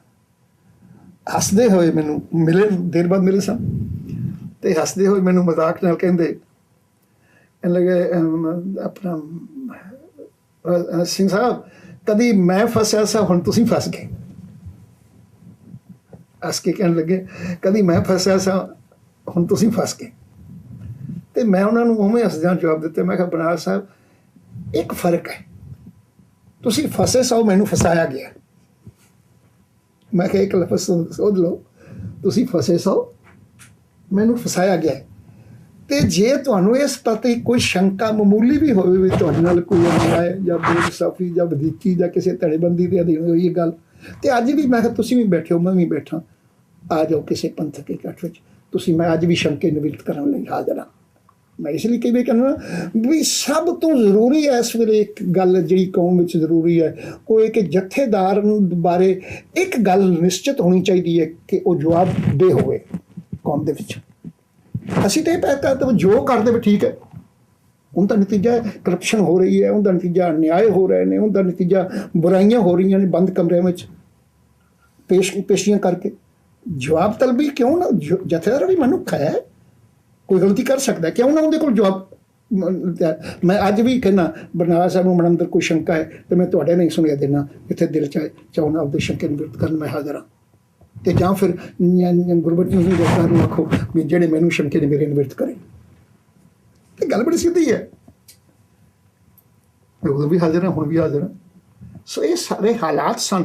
ਇਹ ਹੁਣ ਲੰਬੀ ਕਹਾਣੀ ਹੈ ਕਿ ਹਾਲਾਤ ਕੀ ਸਨ, ਉਹਦੇ ਲਈ ਮੈਂ ਆਪਣੀ ਮਜਬੂਰਨ ਹੁਣ ਆਪਣੀ ਆਪ ਕਿਤਾਬ ਲਿਖੀ ਹੈ ਤਾਂ ਕਿ ਉਹਦੇ ਸਾਰੀ ਕਿਹੜੇ ਹਾਲਾਤ ਸਨ ਜਿਨ੍ਹਾਂ ਹਾਲਾਤਾਂ ਵਿੱਚ ਬਰਨਾਲੇ ਦੇ ਨਾਲ ਇਹ ਵਰਤਾਓ ਹੋਣਾ ਪਿਆ। ਤੁਸੀਂ ਕਿਹਾ ਕਿ ਤੁਹਾਡੇ ਮੁਤਲਕ ਇੱਕ ਫਸਾਉਣ ਦੀ ਨੀਤੀ ਅਪਣਾਈ ਗਈ ਤੇ ਸੁਰਜੀਤ ਸਿੰਘ ਬਰਨਾਲਾ ਉਸ ਦੇ ਵਿੱਚ ਫਸੇ। ਪਰ ਸਾਹਿਬ ਜਦੋਂ ਬਰਨਾਲਾ ਹੋਰਾਂ ਨੂੰ ਸਜ਼ਾ ਸੁਣਾਈ ਗਈ, ਕੀ ਅਕਾਲ ਤਖਤ ਸਾਹਿਬ ਤੇ ਖੁੱਲੇ ਥਾਂ ਤੇ ਸਜ਼ਾ ਸੁਣਾਈ ਗਈ ਜਾਂ ਬੰਦ ਕਮਰੇ ਦੇ ਵਿੱਚ ਸੁਣਾਈ ਗਈ? ਤੇ ਉਸ ਸਜ਼ਾ ਦੇ ਵਿੱਚ ਕੀ ਸੰਗਤਾਂ ਵੀ ਮੌਜੂਦ ਸਨ? ਸਾਰੀ ਸੰਗਤ ਦੀਆਂ ਫੋਟੋਆਂ ਨਾਲ ਮੈਂ ਉਸ ਕਿਤਾਬ ਵਿੱਚ ਉਹ ਸਾਰੀਆਂ ਫੋਟੋਆਂ ਮਿਲਾ ਲਿਆ, ਕਿਵੇਂ ਸੰਗਤ ਬੈਠੀ ਹੈ, ਕਿਵੇਂ ਬਰਨਾਲਾ ਪੇਸ਼ ਹੋਇਆ ਹੈ, ਕਿਵੇਂ ਸਾਰੇ ਸਿੰਘ ਸਾਹਿਬਾਨ ਬੈਠੇ ਨੇ, ਸਾਰਾ ਕੁਝ ਉਸ ਸਥਾਨ ਬਾਰੇ ਸਭ ਕੁਝ ਫੋਟੋਆਂ ਵੀ ਉਸ ਕਿਤਾਬ ਵਿੱਚ ਨਾਲ ਐਡ ਕਰ ਰਿਹਾ। ਤੇ ਹੁਣ ਤੁਹਾਡਾ ਜੋ ਇਤਰਾਜ਼ ਸੀ ਅਕਾਲ ਤਖਤ ਤੇ ਪੇਸ਼ੀ ਦੇ ਮੌਕੇ, ਕਿ ਇਹ ਸੀ ਕਿ ਜਨਤਕ ਤੌਰ ਤੇ ਤੁਹਾਡੇ ਸਵਾਲ ਜਵਾਬ ਦੇ ਉੱਤਰ ਹੋਣ? ਕੋਈ ਸੱਚਾਈ ਬਾਹਰ ਆਉਂਦੀ ਤਾਂ ਹੈ। ਮੈਨੂੰ ਜਿਹੜਾ ਭੇਜਿਆ ਗਿਆ, ਚਿੱਠੀ ਭੇਜੀ ਗਈ, ਉਹਦੇ 'ਚ ਲਿਖਿਆ ਗਿਆ ਅਕਾਲ ਤਖਤ ਤੇ ਪੇਸ਼ ਹੋ ਗਏ, ਅਕਾਲ ਤਖਤ ਤੇ ਪੇਸ਼ ਹੋ ਗਏ। ਜੇ ਮੈਂ ਅਕਾਲ ਤਖਤ ਤੇ ਜਾਣਾ ਤਾਂ ਕਹਿੰਦੇ ਨਹੀਂ, ਉਹ ਅਕਾਲ ਦਾ ਮਤਲਬ ਉਸ ਨੂੰ ਉਹ ਅਕਾਲ ਤਖਤ ਨਹੀਂ ਮੰਨਦੇ। ਮੈਂ ਮੰਨਦਾ ਅਕਾਲ ਤਖਤ ਨੂੰ, ਇਹਦਾ ਮਤਲਬ ਸਕੱਤਰੇਤ ਨੂੰ ਅਕਾਲ ਤਖਤ, ਉੱਥੇ ਲਿਖਦੇ ਨੇ ਅਕਾਲ ਤਖਤ। ਆ ਚਿੱਠੀ ਅੱਜ ਵੀ ਮੌਜੂਦ ਹੈ, ਹਾਂਜੀ, ਉੱਥੇ ਪਹੁੰਚਣ ਤੋਂ ਬਾਅਦ ਕਹਿੰਦੇ ਨਹੀਂ ਅਕਾਲ ਤਖਤ ਨਹੀਂ। ਕਹਿੰਦੇ ਮੈਂ ਤਾਂ ਇਹ ਗੱਲ ਦੇਖੋ ਵੀਰ ਜੀ, ਬੜੀਆਂ ਚੀਜ਼ਾਂ ਕੌਮ ਵਿੱਚ ਪਹੁੰਚਾਉਣ ਵਾਲੀਆਂ ਨੇ, ਸਾਡੇ ਜਾਗਰਤੀ ਨਹੀਂ ਆ ਰਹੀ। ਸਿੱਖ ਸ਼ਰਧਾਵਾਨ ਹੈ, ਭੋਲਾ ਹੈ, ਗੁਰਮਤ ਦਾ ਉਹਨੂੰ ਪਤਾ ਨਹੀਂ। ਮੈਨੂੰ ਤੁਸੀਂ ਦੱਸੋ, ਤੇਜਾ ਸਿੰਘ ਸਮੁੰਦਰੀ ਹਾਲ ਅਕਾਲ ਤਖਤ ਹੈ? ਤੇਜਾ ਸਿੰਘ ਸਮੁੰਦਰੀ ਹਾਲ ਦਰਬਾਰ ਸਾਹਿਬ ਹੈ, ਇੱਕ ਵੱਖਰਾ ਹਾਲ ਹੈ। ਉੱਥੇ ਸਾਲ ਵਿੱਚ 2 ਵਾਰ ਤਾਂ ਸੈਸ਼ਨ ਲੱਗਦਾ ਹੀ ਲੱਗਦਾ ਹੈ ਨਾ। ਇੱਕ ਵਾਰੀ ਜਦੋਂ ਪ੍ਰਧਾਨਗੀ ਦੀ ਚੋਣ ਹੁੰਦੀ ਹਰ ਸਾਲ, ਇੱਕ ਵਾਰੀ ਬਜਟ ਸੈਸ਼ਨ। ਇਹ 2 ਸੈਸ਼ਨ 6-6 ਮਹੀਨੇ ਬਾਅਦ ਤੇਜਾ ਸਿੰਘ ਸਮੁੰਦਰੀ ਹਾਲ ਵਿੱਚ ਜ਼ਰੂਰੀ ਨੇ। ਉਸ ਦੇ ਦਰਮਿਆਨ ਕੋਈ ਹਾਲਾਤ ਹੋਣ ਜਾਂ ਲੋੜ ਪਵੇ ਤਾਂ ਸੈਸ਼ਨ ਉੱਥੇ ਲਾਇਆ ਜਾਂਦਾ। ਅੱਜ ਵੀ ਜਾ ਕੇ ਫੋਟੋਆਂ ਕਢਾ ਲਓ, ਵੀਡੀਓ ਕਢਾ ਲਓ। ਗੱਲ ਉੱਥੇ ਹੋਣੀ ਹੁੰਦੀ ਹੈ ਬਜਟ ਦੀ, ਵੀ ਕਿੰਨਾ ਖਰਚ ਹੋਇਆ, ਕੀ ਆਮਦਨ, ਗੋਲਕਾਂ ਦੀ ਗਿਣਤੀ। ਕੋਈ ਧਾਰਮਿਕ ਗੱਲ ਤਾਂ ਨਹੀਂ ਹੋਣੀ ਹੁੰਦੀ, ਪਰ ਉੱਥੇ ਪ੍ਰਕਾਸ਼ ਹੁੰਦਾ ਸੀ ਗੁਰੂ ਗ੍ਰੰਥ ਸਾਹਿਬ ਦਾ। ਗੁਰਮਤਿ ਦੀ ਗੱਲ ਸਮਝ ਮਾਰੀ ਹੈ। ਗੱਲ ਤਾਂ ਤੁਸੀਂ ਕਰਨੀ ਗੋਲਕਾਂ ਦੀ ਤੇ ਪੈਸੇ ਗਿਣਨ ਦੀ, ਹਿਸਾਬ ਕਿਤਾਬ ਦੀ। ਪ੍ਰਕਾਸ਼ ਕਿਉਂ? ਉੱਥੇ ਸ੍ਰੀ ਗੁਰੂ ਸਾਹਿਬ ਦਾ ਪ੍ਰਕਾਸ਼ ਹੁੰਦਾ। ਜਦੋਂ ਮੇਰਾ ਜਦੋਂ ਮੇਰਾ ਇਖਤਲਾਫ ਹੋਇਆ ਟੋੜਾ ਸਾਹਿਬ ਨਾਲ ਇਸੇ ਗੱਲ ਤੇ, ਕਿਉਂਕਿ ਪ੍ਰਕਾਸ਼ ਸੀ, ਅਸੀਂ ਸਾਰੇ ਤਾਬਿਆ ਬੈਠੇ ਸਾਂ, ਫੋਟੋ ਮੌਜੂਦ ਨੇ। ਸ੍ਰੀ ਗੁਰੂ ਗ੍ਰੰਥ ਸਾਹਿਬ ਦਾ ਪ੍ਰਕਾਸ਼ ਹੋਣ ਨਾਲ ਸਿੱਖੀ ਲਈ ਇੱਕ ਜ਼ਿੰਮੇਵਾਰੀ ਆ ਜਾਂਦੀ ਹੈ ਕਿ ਇੱਥੇ ਸੱਚਾਈ ਹੋਵੇ, ਨਮਰਤਾ ਹੋਵੇ, ਗੁਰੂ ਦਾ ਸਤਿਕਾਰ ਮਾਣ ਹੋਵੇ। ਜਦੋਂ ਉੱਥੇ ਨਾ ਇੱਕ ਦੂਜੇ ਦੇ ਗਲਾਂ ਨੂੰ ਹੱਥ ਪਾਇਆ, ਮੈਂ ਆਖਿਆ ਮੈਂ ਸ੍ਰੀ ਗੁਰੂ ਸਾਹਿਬ ਦੀ ਹਜ਼ੂਰੀ 'ਚ ਨਹੀਂ ਹੋਣ ਦੇਣਾ, ਸੁਖਾਸਨ ਕਰਨਾ, ਫਿਰ ਜੇ ਤੁਸੀਂ ਇਹ ਕੁਝ ਕਰਨਾ। ਇੱਥੋਂ ਮੇਰਾ ਇਹਦਾ ਇਖਤਲਾਫ ਹੋਇਆ। ਇਹਦਾ ਮਤਲਬ ਬਜਟ ਸੈਸ਼ਨ ਸੀ ਮਾਰਚ ਦਾ, 28 ਮਾਰਚ ਦੀ ਗੱਲ ਹੈ। ਬਜਟ ਸੈਸ਼ਨ ਵਿੱਚ ਵੀ ਸ੍ਰੀ ਗੁਰੂ ਗ੍ਰੰਥ ਸਾਹਿਬ ਦਾ ਪ੍ਰਕਾਸ਼ ਹੁੰਦਾ। ਪ੍ਰਧਾਨਗੀ ਸੈਸ਼ਨ ਵਿੱਚ ਵੀ ਸ੍ਰੀ ਗੁਰੂ ਗ੍ਰੰਥ ਸਾਹਿਬ ਦਾ ਪ੍ਰਕਾਸ਼ ਹੁੰਦਾ। ਔਰ ਬਜਟ ਸੈਸ਼ਨ ਸ਼ੁਰੂ ਕਰਨ ਤੋਂ ਪਹਿਲਾਂ ਬਕਾਇਦਾ ਅਰਦਾਸ ਹੁੰਦੀ। ਬਜਟ ਸੈਸ਼ਨ ਦੀ ਸਮਾਪਤੀ ਵੇਲੇ ਬਕਾਇਦਾ ਅਰਦਾਸ ਹੁੰਦੀ, ਹੁਕਮਨਾਮਾ ਲਿਆ ਜਾਂਦਾ, ਕੜਾ ਪ੍ਰਸ਼ਾਦੀ ਦੇਗ ਵਰਤਦੇ ਦੋਨਾਂ ਸੈਸ਼ਨਾਂ ਵੇਲੇ। ਮੈਂ ਹੈਰਾਨ ਹਾਂ ਵੀ ਬਜਟ ਸੈਸ਼ਨ ਵੇਲੇ ਤਾਂ ਪ੍ਰਕਾਸ਼ ਹੋਵੇ, ਪ੍ਰਸ਼ਾਦ ਵਰਤਾਇਆ ਜਾਏ, ਅਰਦਾਸ ਹੋਵੇ ਗੁਰੂ ਸਾਹਿਬ ਦਾ ਸਦਕਾ, ਤੇ ਜਿਹੜਾ ਜਿੱਥੇ ਕੌਮੀ ਫੈਸਲੇ ਹੋਣੇ ਹੁਣ, ਇਹਨਾਂ ਕੋਲ ਪੁੱਛੋ ਉਸ ਕਮਰੇ ਵਿੱਚ ਕੀ ਹੈ? ਨਾ ਅਰਦਾਸ ਹੁੰਦੀ ਹੈ, ਨਾ ਉੱਥੇ ਸ੍ਰੀ ਗੁਰੂ ਗ੍ਰੰਥ ਸਾਹਿਬ ਦਾ ਪ੍ਰਕਾਸ਼ ਹੈ। ਉਹ ਕਿਹਨੂੰ ਅਕਾਲ ਤਖਤ ਮੰਨ ਕੇ ਤੁਰ ਰਿਹਾ ਅੱਜ ਕੌਮ ਕਿਵੇਂ ਭੁਲੇਖੇ ਵਿੱਚ ਹੈ ਵੀ ਇਹਨੂੰ ਅਕਾਲ ਤਖਤ ਮੰਨ ਲਓ? ਮੈਂ ਭੁਲੇਖੇ 'ਚ ਨਹੀਂ ਰਹਿ ਸਕਦਾ। ਕੋਈ ਅਣਜਾਣ ਆਦਮੀ ਜਾਂ ਭੋਲਾ ਆਦਮੀ ਰਹੇ, ਜਿਹਨੇ ਸਭ ਕੁਝ ਅੱਖੀਂ ਵੇਖਿਆ ਤੇ ਹੰਡਾਇਆ, ਉਹ ਕਿਵੇਂ ਮੰਨੇ ਵੀ ਉਹਨੂੰ ਅਕਾਲ ਤਖਤ ਗਿਆ? ਤਾਂ ਅਕਾਲ ਤਖਤ ਨਹੀਂ, ਅਕਾਲ ਤਖਤ ਤੋਂ ਕਮਰਾ ਹੈ ਜਿੱਥੇ ਅਰਦਾਸ ਦਾ ਕੋਈ ਸਿਸਟਮ ਨਹੀਂ, ਜਿੱਥੇ ਮਰਜ਼ੀ ਝੂਠ ਬੋਲੇ ਜਾਣੇ ਨੇ, ਜਿੱਥੇ ਕਰਪਸ਼ਨ ਹੋਣੀਆਂ ਨੇ, ਜਿੱਥੇ ਬੱਚੀਆਂ ਦੀਆਂ, ਧੀਆਂ ਭੈਣਾਂ ਦੀ ਇੱਜ਼ਤ ਦੇ ਸੌਦੇ ਹੋਣੇ ਨੇ। ਅੱਜ ਧਰਮਵੰਤ ਸਿੰਘ ਵੇਲੇ ਕੀ ਹੋਇਆ?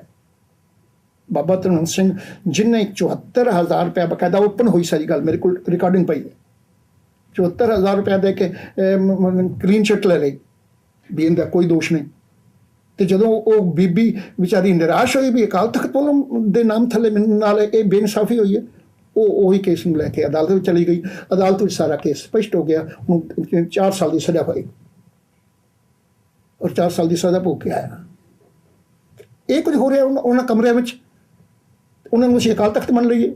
ਤੇ ਮੈਂ ਹੈਰਾਨ ਹਾਂ, ਜਿਹੜਾ ਤੇਜਾ ਸਿੰਘ ਸਮੁੰਦਰੀ ਹਾਲ ਹੈ, ਉੱਥੇ ਤਾਂ ਗੁਰਮਤ ਨੂੰ ਲਾਗੂ ਕਰਨ ਵਾਸਤੇ ਪ੍ਰਕਾਸ਼ ਹੋਵੇ, ਸੈਸ਼ਨ ਵਿੱਚ ਵੀ ਪ੍ਰਕਾਸ਼ ਹੋਵੇ, ਅਰਦਾਸਾਂ ਹੋਣ। ਇੱਥੇ ਕੁਝ ਵੀ ਨਹੀਂ, ਜਿਹੜਾ ਮਰਜ਼ੀ ਪੇਸ਼ ਹੋਵੇ, ਜੋ ਮਰਜ਼ੀ ਝੂਠ। ਭੁੱਲਾ ਸਾਹਿਬ ਪੇਸ਼ ਹੋਏ ਨੇ, ਸੋ ਵੇਖਿਆ ਉੱਥੇ ਬਾਅਦ 'ਚ ਕੀ ਹੋਇਆ? ਉਹ ਕਹਿ ਜਾਂਦੇ ਨੇ ਮੈਂ ਮਾਫੀ ਨਹੀਂ ਮੰਗੀ, ਉਹ ਕਹਿੰਦੇ ਮਾਫੀ ਮੰਗੀ। ਝੂਠ ਸੱਚ ਨੂੰ ਕੌਣ ਨਿਬੇੜੇਗਾ? ਕਿਉਂਕਿ ਬੰਦ ਕਮਰੇ ਵਿੱਚ ਹੋਇਆ।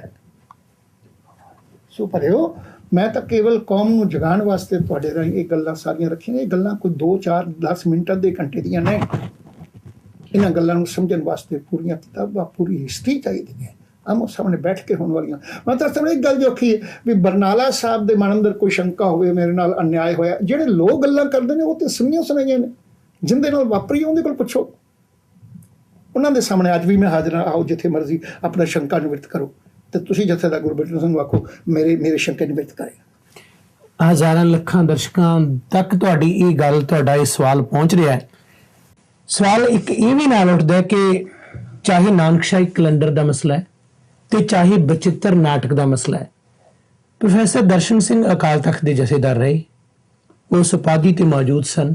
ਦੋਨੇ ਬੜੇ ਗੰਭੀਰ ਮੁੱਦੇ ਸਨ, ਪਰ ਤਕਰੀਬਨ 20 ਸਾਲ ਦੇ ਵਕਫੇ ਤੋਂ ਬਾਅਦ ਇਹ ਕੌਮ ਦੇ ਪੇਸ਼ ਮੁਸ਼ਕਲਾਂ ਦੇ ਵਿੱਚ ਸ਼ਾਮਲ ਕੀਤੇ ਗਏ ਤੇ ਨਤੀਜਨ ਜਿਹੜਾ ਅੱਜ ਇੱਕ ਉਹ ਪਹਿਲਾ ਜਥੇਦਾਰ ਅਕਾਲ ਤਖਤ ਦਾ ਜਿਹੜਾ ਅਕਾਲ ਤਖਤ ਤੋਂ ਛੇਕ ਕੇ ਕੌਮ ਚੋਂ ਖਾਰਜ ਕਰਨ ਦੀ ਕਾਰਵਾਈ ਜਿਹੜੀ ਦੇਸ਼ਾਂ ਵਿਦੇਸ਼ਾਂ 'ਚ ਸਿੱਖਾਂ ਦੇ ਹਿਰਦੇ ਇਸ ਵੇਲੇ ਜੋ ਹਨ ਉਹ ਮਹਿਸੂਸ ਕਰਦੇ ਨੇ। ਸੋ ਕੀ ਉਸ ਵੇਲੇ ਇਹਨਾਂ ਤੇ ਚਿੰਤਨ ਹੁੰਦਾ? ਇਹ ਹੋ ਚੁੱਕੀ ਹੈ ਸਾਰੀ ਗੱਲ, ਪਿਛਲੇ ਵੀ 2 ਦਿਨਾਂ 'ਚ ਹੋ ਚੁੱਕੀ ਹੈ। ਬਾਰ-ਬਾਰ ਇੱਕ ਗੱਲ ਨੂੰ ਅਸੀਂ ਰਿਪੀਟ ਕਰੀ ਜਾਈਏ। ਪਹਿਲਾਂ ਤਾਂ ਇਹ ਵੀ ਜੇ ਮੈਂ ਤੁਹਾਨੂੰ ਹਾਲਾਤ ਦੱਸੇ ਨੇ, ਜਿਹੜਾ ਆਦਮੀ ਜ਼ਿੰਮੇਵਾਰੀ ਦੀ ਕਿਸੇ ਸਤ੍ਹਾ ਤੇ ਬੈਠਦਾ ਉਹ ਫਿਰ ਜ਼ਿੰਮੇਵਾਰੀਆਂ ਦੇ ਪੂਰੇ ਪਲਨ ਦੇ ਵਿੱਚੋਂ ਚੋਣ ਕਰਦਾ ਹੈ। ਅੱਜ ਪਹਿਲ ਕਹਿੰਦੀ ਹੈ ਕਿ ਉਸ ਟਾਈਮ ਤੇ ਬੱਚਿਆਂ ਦੀ ਜ਼ਿੰਦਗੀ ਬਚਾਉਣ ਤੇ ਕੌਮ ਦੀ ਜ਼ਿੰਦਗੀ ਬਚਾਉਣ ਦਾ ਮਸਲਾ ਸੀ ਕਿ ਪਹਿਲਾਂ ਮੈਂ ਉਸ ਵੇਲੇ ਨਾਨਕਸ਼ਾਹੀ ਕੈਲੰਡਰ ਬਾਰੇ ਮੁੱਦਾ ਲੈ ਕੇ ਬਹਿ ਜਾਂਦਾ। ਹਾਲਾਂਕਿ ਨਾਨਕਸ਼ਾਹੀ ਕੈਲੰਡਰ ਦਾ ਮੁੱਦਾ ਤਾਂ ਪੈਦਾ ਹੀ ਉਸ ਤੋਂ ਬਾਅਦ ਬਹੁਤ ਬਾਅਦ ਹੋਇਆ। ਦਸਮ ਗ੍ਰੰਥ ਦਾ ਜਿਹੜਾ ਇਹ ਵੀ ਮੁੱਦਾ ਉਦੋਂ ਤੱਕ ਨਹੀਂ ਸੀ ਹੁੰਦਾ। ਕਾਰਨ ਕੀ? ਕਿਉਂਕਿ ਉਸ ਵੇਲੇ ਤਾਂ ਪਹਾੜੀ ਬਣੀ ਹੋਈ ਸੀ ਬੱਚਿਆਂ ਨੂੰ ਬਚਾਉਣ ਦੀ। ਰਾਤ ਨੂੰ ਜਿਹੜਾ ਘਰੋਂ ਨਿਕਲਦਾ ਸੀ ਸਵੇਰੇ ਸ਼ਾਮ ਤੱਕ ਉਹ ਘਰ ਪਹੁੰਚਣਾ ਕਿ ਨਹੀਂ ਪਹੁੰਚਣਾ। ਇਹ ਲੋਕ ਜਿਹੜੇ ਗੱਲਾਂ ਕਰਦੇ ਨੇ ਉਹਨਾਂ ਨੇ ਗੱਲ ਕੇਵਲ ਕਰਨ ਵਾਸਤੇ ਬਣਾਉਣੀ ਹੁੰਦੀ ਹੈ। ਮੈਂ ਤਾਂ ਹੈਰਾਨ ਹਾਂ ਜੇ ਪੜ੍ਹਿਆ ਲਿਖਿਆ ਸੁਚੱਜਾ ਮੀਡੀਆ ਵੀ ਉਸ ਗੱਲ ਨੂੰ ਨਾ ਸਮਝੇ ਕਿ 1984 ਦੇ ਹਾਲਾਤ ਤੇ ਅੱਜ ਦੇ ਹਾਲਾਤ ਕੀ ਨੇ। ਉਹ ਟਾਈਮ ਇਹਨਾਂ ਗੱਲਾਂ ਦੇ ਸਨ। ਫਿਰ ਵੀ ਜਿੰਨਾ ਹੋ ਸਕਿਆ ਕੋਸ਼ਿਸ਼ ਕੀਤੀ। ਜੇ ਅਸੀਂ ਹਜ਼ੂਰ ਸਾਹਿਬ ਗਏ, ਜੇ ਅਸੀਂ ਪਟਨਾ ਸਾਹਿਬ ਗਏ, ਵੀ ਉਹ ਜਥੇਦਾਰ ਆਉਣ ਜਿੱਥੇ ਪ੍ਰਕਾਸ਼ ਹੁੰਦਾ ਹੈ। ਗੱਲ ਤਾਂ ਕਰੀਏ, ਉੱਥੇ ਆਉਂਦੇ ਹੀ ਨਹੀਂ ਸਨ। ਜਿੱਥੇ ਉਹ ਪ੍ਰਕਾਸ਼ ਕਰਦੇ ਸਨ ਉਹ ਜਥੇਦਾਰਾਂ ਨੇ ਕਦੀ ਸਿੱਖੀ ਦੇ ਕਿਸੇ ਕਾਜ਼ ਵਿੱਚ ਅੱਜ ਤੇ ਚੌਧਰੀ ਬਣ ਕੇ ਦੂਜਿਆਂ ਨੂੰ ਛੇਕਣ ਲਈ ਪਟਨਾ ਸਾਹਿਬ ਵਰਗੇ ਤੇ ਹਜ਼ੂਰ ਸਾਹਿਬ ਵਰਗੇ ਆਉਂਦੇ ਨੇ। ਉਹਨਾਂ ਕੋਲ ਪੁੱਛੋ, ਜਦੋਂ ਕੌਮੀ ਮੁੱਦੇ ਸਨ, ਦਰਬਾਰ ਸਾਹਿਬ ਦੀ ਬੇਅਦਬੀ ਹੋਈ, ਹਜ਼ਾਰਾਂ ਸਿੱਖ ਮਾਰੇ ਗਏ, ਉੱਜੜ ਗਏ, ਬਲੂਸਟਰ ਹੋਇਆ। ਇਹ ਦੋਨੋਂ ਜਥੇਦਾਰ ਪੰਜਾਬ ਦੇ ਕਿਸੇ ਦੁਖਾਂਤ ਵਿੱਚ ਆ ਕੇ ਸ਼ਰੀਕ ਹੋਏ। ਇੱਥੇ ਸਰਬੱਤ ਖਾਲਸਾ ਸਭ ਤੋਂ ਪਹਿਲਾਂ ਬਾਬਾ ਦੀਪ ਸਿੰਘ ਦੇ ਗੁਰਦੁਆਰੇ ਸ਼ਹੀਦੀ ਗੁਰਦੁਆਰੇ ਹੋਇਆ, ਉਹ ਆਏ ਦੋਨੋਂ। ਤੇ ਜਿਸ ਦਿਨ ਬੂਟਾ ਸਿੰਘ ਨੇ ਦਿੱਲੀ ਸਰਬੱਤ ਖਾਲਸਾ ਕਰਾਇਆ ਉਸ ਦਿਨ ਦੋਨੋਂ ਹਾਜ਼ਰ ਹੋਏ। ਪਟਨਾ ਸਾਹਿਬ ਦੇ ਵਕਤ ਦੀ ਜਥੇਦਾਰ ਨੇ ਉੱਥੇ ਜਾ ਕੇ ਅਰਦਾਸ ਕੀਤੀ। ਸੋ ਉਹ ਤਾਂ ਵਰਤੇ ਜਾਂਦੇ ਸਨ, ਵਰਤੇ ਜਾਂਦੇ ਰਹੇ। ਸੋ ਇਹ ਹਾਲਾਤ ਸਾਰੇ ਜਾਣਨ ਦੀ ਲੋੜ ਹੈ। ਕੌਮ ਵਿੱਚ ਮੇਰਾ ਦੁਖਾਂਤ ਇਹ ਹੈ, ਕੌਮ ਵਿੱਚ ਲੋਕ ਉਹ ਹੁੰਦੇ ਨੇ ਜਿਨ੍ਹਾਂ ਦਾ ਡੀਪਲੀ ਕੋਈ ਸਨੇਹ ਨਹੀਂ ਹੁੰਦਾ। ਸੁਣਾਈ ਗੱਲ ਅੱਜ ਸੁਣੀ, ਸਵੇਰੇ ਭੁੱਲ ਗਏ। ਨਾ ਉਹ ਹਿਸਟਰੀ ਪੜ੍ਹਦੇ ਨੇ, ਨਾ ਉਹ ਹਿਸਟਰੀ ਜਾਣਦੇ ਨੇ। ਲੋਕ ਉਹਨਾਂ ਨੂੰ ਗੁੰਮਰਾਹ ਕਰ ਜਾਂਦੇ ਨੇ। ਉਹ ਉਨੀ ਕੁ ਗੱਲ ਲੈ ਕੇ ਅਗਾਂਹ ਤੁਰ ਪੈਂਦੇ। ਜਿਨ੍ਹਾਂ ਨਾਲ ਵਾਪਰੀਆਂ ਹੁੰਦੀਆਂ ਨੇ ਉਹਨਾਂ ਨੂੰ ਪਤਾ ਹੁੰਦਾ। ਪਰ ਕੀ ਅਕਾਲ ਤਖਤ ਤੋਂ ਜਿਹੜਾ ਹੁਕਮਨਾਮਾ ਆਉਂਦਾ ਹੈ ਪਹਿਲਾਂ ਕਦੇ ਹੋਇਆ ਕਿ ਉਹ ਵਾਪਸ ਲਿਆ ਜਾਏ? ਉਸ ਹੁਕਮਨਾਮੇ ਦੇ ਵਿੱਚ ਕਦੋਂ ਉਹ ਛੱਡੋ ਜੀ, ਇਕੱਠੇ 2-2 ਮਹੀਨੇ ਲਿਖੇ ਜਾਂਦੇ ਨੇ। ਆ ਕੇ ਪੂਰਨ ਸਿੰਘ ਲਈ ਕੀ ਹੋਇਆ? ਗਿਆਨੀ ਪੂਰਨ ਸਿੰਘ ਨੇ ਇਹਨਾਂ ਸਾਰਿਆਂ ਨੂੰ ਛੇਕ ਦਿੱਤਾ। ਉਹਦੇ ਜਥੇਦਾਰ ਵੀ ਛੇਕੇ ਸਨ, ਉਹਦੇ 'ਚ ਸ਼੍ਰੋਮਣੀ ਕਮੇਟੀ ਮੈਂਬਰ ਵੀ ਛੇਕੇ ਸਨ, ਕਿਉਂਕਿ ਇਹਨਾਂ ਦੇ ਆਪਣੇ ਸਨ। ਉਹ ਇਹਨਾਂ ਦੀ ਸਾਜ਼ਿਸ਼ ਵਿੱਚ ਸਨ, ਇਹਨਾਂ ਦੇ ਸਾਥੀ ਸਨ। ਇਹਨਾਂ ਨੇ ਜਿਸ ਦਿਨ ਵੇਖਿਆ ਵੀ ਹੁਣ ਇਹ ਨਹੀਂ ਰੁਕਦਾ, ਇਹਨਾਂ ਨੇ ਚੁੱਕ ਕੇ ਆਪਣਾ ਜੋਗਿੰਦਰ ਸਿੰਘ ਵੇਦਾਂਤੀ ਨੂੰ ਜਥੇਦਾਰ ਬਣਾਇਆ ਤੇ ਗਿਆਨੀ ਪੂਰਨ ਸਿੰਘ ਨੂੰ ਹਟਾ ਦਿੱਤਾ। ਹਾਂਜੀ, ਤੇ ਗਿਆਨੀ ਪੂਰਨ ਸਿੰਘ ਨੂੰ ਹਟਾਉਣ ਤੋਂ ਬਾਅਦ ਜੋਗਿੰਦਰ ਸਿੰਘ ਵੇਦਾਂਤੀ ਨਾਲ ਪਹਿਲੀ ਸ਼ਰਤ ਇਹ ਸੀ ਕਿ 2 ਘੰਟੇ ਦੇ ਅੰਦਰ ਤੂੰ ਸਾਰੇ ਹੁਕਮਨਾਮੇ ਖਤਮ ਕਰੇਗਾ। ਉਹ ਹੁਕਮਨਾਮਾ ਖਤਮ ਕਰਨ ਵਾਲਾ ਬਕਾਇਦਾ ਹੁਕਮਨਾਮਾ ਆਦੇਸ਼ ਸੰਦੇਸ਼ ਦੀ ਕਿਤਾਬ ਜਿਹੜੀ ਹੈ, ਛਪੀ ਹੋਈ ਕਿਤਾਬ ਹੈ, ਮੇਰੇ ਕੋਲ ਇੱਥੇ ਹੈ। ਤੇ ਚਾਹੋ ਤੇ ਮੈਂ ਤੈਨੂੰ ਆਪਣੇ ਲੈਪਟਾਪ ਤੇ ਦਿਖਾ ਸਕਣਾ। ਉਹਦੇ 'ਚ ਹੁਕਮਨਾਮਾ ਉਹ ਪੜ੍ਹਾ ਸਕਣਾ। ਉਹ ਹੁਕਮਨਾਮਾ ਜਾਰੀ ਕੀਤਾ ਆਉਂਦਿਆਂ ਸਾਰ ਜੋਗਿੰਦਰ ਸਿੰਘ ਵੇਦਾਂਤੀ ਨੇ, ਜਿੰਦੇ ਲਫ਼ਜ਼ ਇਹ ਨੇ, ਇਹ ਵੀ ਨਹੀਂ ਵੀ ਫਲਾਣਾ ਹੁਕਮਨਾਮਾ। ਉੱਥੇ ਲਫ਼ਜ਼ ਨੇ ਕਿ ਇਸ ਤਾਰੀਖ ਤੋਂ ਲੈ ਕੇ, ਤਾਰੀਖ ਪਾਈਏ, ਇਸ ਤਾਰੀਖ ਤੋਂ ਲੈ ਕੇ ਇਸ ਤਾਰੀਖ ਤੱਕ ਅਕਾਲ ਤਖਤ ਦੇ ਨਾਮ ਥੱਲੇ ਜਾਰੀ ਕੀਤੇ ਹੋਏ ਸਾਰੇ ਹੀ ਆਦੇਸ਼ ਸੰਦੇਸ਼ ਹੁਕਮਨਾਮੇ ਵਾਪਸ ਲੈ ਜਾਂਦੇ ਨੇ, ਰਿਜੈਕਟ ਕੀਤੇ ਜਾਂਦੇ ਨੇ। ਅਜੀਬ ਗੱਲ ਹੈ, 1-2 ਨਹੀਂ, ਫਿਰ ਤਾਰੀਖ ਪਾਤੀ 2 ਮਹੀਨੇ ਦੀ। 2 ਮਹੀਨੇ ਦੇ ਅੰਦਰ ਜਿੰਨੇ ਵੀ ਫੈਸਲੇ ਹੋਏ ਨੇ ਸਾਰੇ ਰਿਜੈਕਟ ਕੀਤੇ ਗਏ, ਕਿਉਂਕਿ ਉਹਨਾਂ ਦੇ ਆਪ ਚਹੇਤੇ ਸਨ, ਉਹਨਾਂ ਨੂੰ ਲੋੜ ਸੀ। ਦਰਸ਼ਨ ਸਿੰਘ ਨੂੰ ਉਹਨਾਂ ਨੂੰ ਆਪ ਨੂੰ ਐਲਰਜੀ ਸੀ, ਕਿਉਂਕਿ ਇਹ ਉਹਨਾਂ ਦੀ ਸਿਆਸਤ ਦਾ ਭਾਈਵਾਲ ਨਹੀਂ ਬਣਦਾ। ਇਹ ਗੱਲ ਕੌਮੀ ਕਰਦਾ। ਜਿਹੜੀ ਵੀ ਆਪਣੀ ਜ਼ਿੰਦਗੀ ਅੰਦਰ ਰੱਖੀ ਹੈ, ਇੱਕ ਨਿਸ਼ਾਨਾ ਰੱਖਿਆ, ਜਿੱਥੇ ਕੌਮ ਦਾ ਨੁਕਸਾਨ ਹੁੰਦਾ ਉੱਥੇ ਬੋਲਣਾ। ਇਹਨਾਂ ਦੀ ਸਿਆਸਤ ਵਿੱਚ ਨਹੀਂ ਆਉਣਾ। ਉਹਨਾਂ ਨੂੰ ਨੇੜੇ ਸਿਰ 'ਤੇ ਇਲੈਕਸ਼ਨ ਸਨ ਜਿਹੜੇ ਹੁਣ ਬੀਤੇ। ਇਹਨਾਂ ਨੂੰ ਡਰ ਸੀ ਵੀ ਹਾਂ ਦਰਸ਼ਨ ਸਿੰਘ ਨਾ ਕਿਤੇ ਸਾਡੇ ਜਿਹੜੇ ਗੁਰਮਤਿ ਵਿਰੁੱਧ ਜਦ ਨੁਕਸਾਨ ਕੀਤੇ ਹੋਏ ਮਸਲੇ ਨੇ ਉਹਨਾਂ 'ਤੇ ਬੋਲ ਪਵੇ, ਇਸ ਲਈ ਇਹਦੀ ਜ਼ੁਬਾਨ ਬੰਦ ਕਰੋ। ਨਹੀਂ ਤੇ ਵਾਪਸ ਲੈਣ ਨੂੰ ਤਾਂ ਮੈਂ ਦੱਸਿਆ ਵੀ ਤੁਹਾਡੇ ਸਾਹਮਣੇ ਐਗਜ਼ਾਮਪਲ ਹੈ ਵੀ 2 ਮਹੀਨੇ ਦੇ ਇਕੱਠੇ ਵਾਪਸ ਲੈ ਗਏ। ਉਹ ਮੈਂ ਪੜ੍ਹਾ ਸਕਣਾ। ਕੋ ਤਾਂ ਮੇਰੇ ਕੋਲ ਇੱਥੇ ਬਕਾਇਦਾ ਇਹ ਤੱਥਾਂ ਤੇ ਆਧਾਰਿਤ ਹੈ ਜਿਹੜੀ ਗੱਲ, ਪਰ ਇਹ ਰਾਜਨੀਤਿਕ ਤੌਰ ਤੇ ਜਿਹੜੀ ਪੰਜਾਬ ਦੀ ਜਾਂ ਦਿੱਲੀ ਦੀ ਜੋ ਸਿਆਸਤ ਜਾਂ ਸਿਆਸਤ ਦੇ ਭੇਡ ਦੇ ਵਿੱਚ ਇਹ ਵਿਅਕਤੀਗਤ ਤੌਰ ਤੇ ਜੋ ਤੁਸੀਂ ਮਹਿਸੂਸ ਕਰਦੇ ਹੋ, ਇਹ ਕਰਦੇ ਹੋ ਕਿ ਇਹ ਹੁਕਮਨਾਮੇ ਦਾ ਆਉਣਾ ਸਿਆਸਤ ਤੋਂ ਪ੍ਰੇਰਿਤ ਹੈ ਜਾਂ ਹੋਰ ਕੋਈ? ਸਿਆਸਤ ਤੋਂ ਪ੍ਰੇਰਿਤ ਕੀ, ਸਿਆਸਤ ਦੇ ਹੁਕਮ ਨਾਲ ਪ੍ਰੇਰਨਾ ਵੀ ਕੁਝ ਹੋਰ ਕਰ ਦਿੱਤੀ, ਬਕਾਇਦਾ ਸਿਆਸੀ ਹੁਕਮ ਨਾਲ ਹੋਇਆ ਸਭ ਕੁਝ।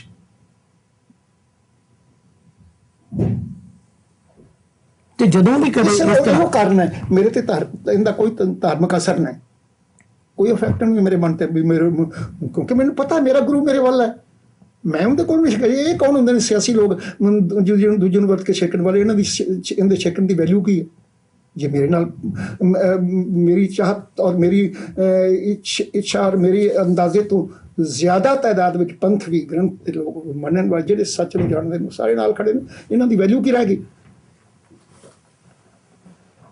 ਹੁਣ ਮੈਨੂੰ ਸੱਚਾਈ ਦੀ ਇੱਕ ਹੋਰ ਗੱਲ ਕਹਿਣੀ ਪੈਂਦੀ, ਸਾਹਮਣੇ ਕਹਿਣ ਦਾ ਸਵਾਦ ਹੈ ਵੀ ਇਹਨੂੰ ਕਹੋ ਮੇਰੇ ਸਾਹਮਣੇ ਆਖਣ, ਮੈਨੂੰ ਸੁਣੀ ਭੇਜਦੇ ਨਹੀਂ ਕਿ ਨਹੀਂ, ਆ ਕੇ ਕਿਸ ਤਰ੍ਹਾਂ ਕਰੇ ਸਮਝ ਆ ਕੇ ਉਸ ਕਮਰੇ ਚਾਹ ਹੀ ਪੀ ਜਾਏ,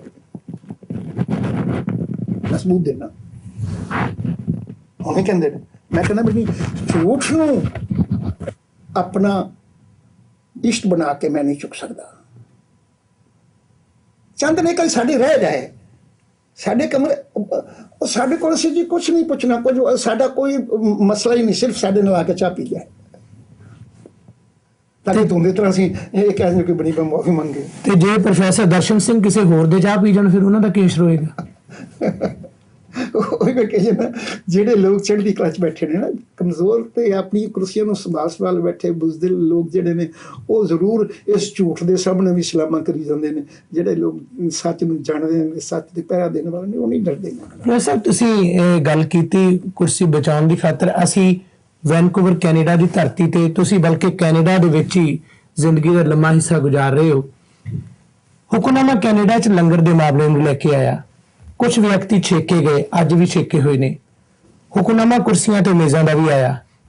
ਕੀ ਉਹ ਛੇਕੇ ਹੋਏ ਵਿਅਕਤੀ, ਉਹਨਾਂ ਨੂੰ ਅਕਾਲ ਤਖਤ ਤੇ ਪੇਸ਼ ਹੋਣਾ ਚਾਹੀਦਾ ਜਾਂ ਫਿਰ ਉਹ ਵੀ ਇਹ ਸਮਝਣ ਕਿ ਇਸ ਦੇ ਬਾਰੇ ਪੇਸ਼ੀ ਜ਼ਰੂਰੀ ਨਹੀਂ? ਮੈਂ ਇੱਕ ਗੱਲ ਕਰਾਂ, ਸਭ ਤੋਂ ਪਹਿਲਾਂ ਤਾਂ ਉਹਦਾ ਇਸ਼ੂ, ਤੁਹਾਨੂੰ ਤਾਂ ਇਸ ਇਸ਼ੂ ਬਾਰੇ ਪਤਾ ਹੈ। ਜਦੋਂ ਇਹ ਇਸ਼ੂ ਉੱਠਿਆ ਉਦੋਂ ਹੀ ਤੁਹਾਡਾ ਟੋਰਾਂਟੋ ਹੀ ਮੈਨੂੰ ਫੋਨ ਗਿਆ ਸੀ, ਤੁਸੀਂ ਮੇਰੇ ਕੋਲੋਂ ਖਵਾਏ ਵੀ ਨੇ ਲਫ਼ਜ਼, ਮੈਂ ਤੁਹਾਨੂੰ ਦਿੱਤੀ। ਮੈਂ ਉਦੋਂ ਪਹਿਲੇ ਦਿਨ ਤੋਂ ਹੀ ਇਸ ਇਸ਼ੂ ਨੂੰ ਧਾਰਮਿਕ ਨਹੀਂ ਮੰਨਦਾ ਵੀ ਲੰਗਰ ਦਾ ਕੁਰਸੀਆਂ ਤੇ ਬੈਠ ਕੇ ਜਾਂ ਜ਼ਮੀਨ ਤੇ ਬੈਠ ਕੇ ਛਕਣਾ ਸਾਡਾ ਕੋਈ ਧਾਰਮਿਕ ਵਿਸ਼ਾ ਨਹੀਂ। ਲੰਗਰ ਦਾ ਅਰਥ ਹੈ ਲੋੜਵੰਦ ਨੂੰ ਰੋਟੀ ਮਿਲਣਾ। ਅੱਜ ਵੀ ਤੁਸੀਂ ਮੇਲਿਆਂ ਤੇ ਜਾਓ, ਉੱਥੇ ਇੰਡੀਆ ਸਥਾਨਾਂ ਤੇ ਜਾਓ, ਲੋਕ ਆਪਣੇ ਗੱਡਿਆਂ ਤੇ ਲੱਦ ਕੇ ਲੰਗਰ ਬਣਾ ਕੇ ਲੈ ਆਉਂਦੇ ਨੇ। ਗੱਡੀਆਂ 'ਚ ਬੱਸਾਂ 'ਚ ਬੈਠੇ ਉਹਨਾਂ ਨੂੰ ਰੋਕ ਕੇ ਲੰਗਰ ਛਕ ਜਾਂਦੇ। ਆਨੰਦਪੁਰ ਸਾਹਿਬ ਨੂੰ ਜਦੋਂ ਹੋਲਾ ਮਹੱਲਾ ਹੁੰਦਾ, ਬੱਸਾਂ ਰੋਕ ਕੇ, ਕਾਰਾਂ ਰੋਕ ਕੇ ਲੰਗਰ ਛਕਾਉਂਦੇ ਨੇ, ਵਿੱਚੇ ਵੰਡਦੇ ਨੇ। ਫਿਰ ਉੱਥੇ ਕੀ ਕਰਦੇ? ਇਹ ਗੱਲਾਂ ਧਾਰਮਿਕ ਬਣਾ ਦਿੱਤੀਆਂ ਗਈਆਂ ਨੇ, ਔਰ ਤੁਹਾਨੂੰ ਪਤਾ ਹੈ ਉਹਨਾਂ ਲੋਕਾਂ ਨੇ ਬਣਾਈਆਂ ਜਿਹਨਾਂ ਦੇ ਕਦੀ ਆਪ ਕਬਜ਼ੇ ਸਨ 8 ਸਾਲ, ਉਹਨਾਂ ਕੁਰਸੀਆਂ ਲੱਗੀਆਂ ਰਹੀਆਂ, ਉਹ ਨਹੀਂ ਬੋਲੇ।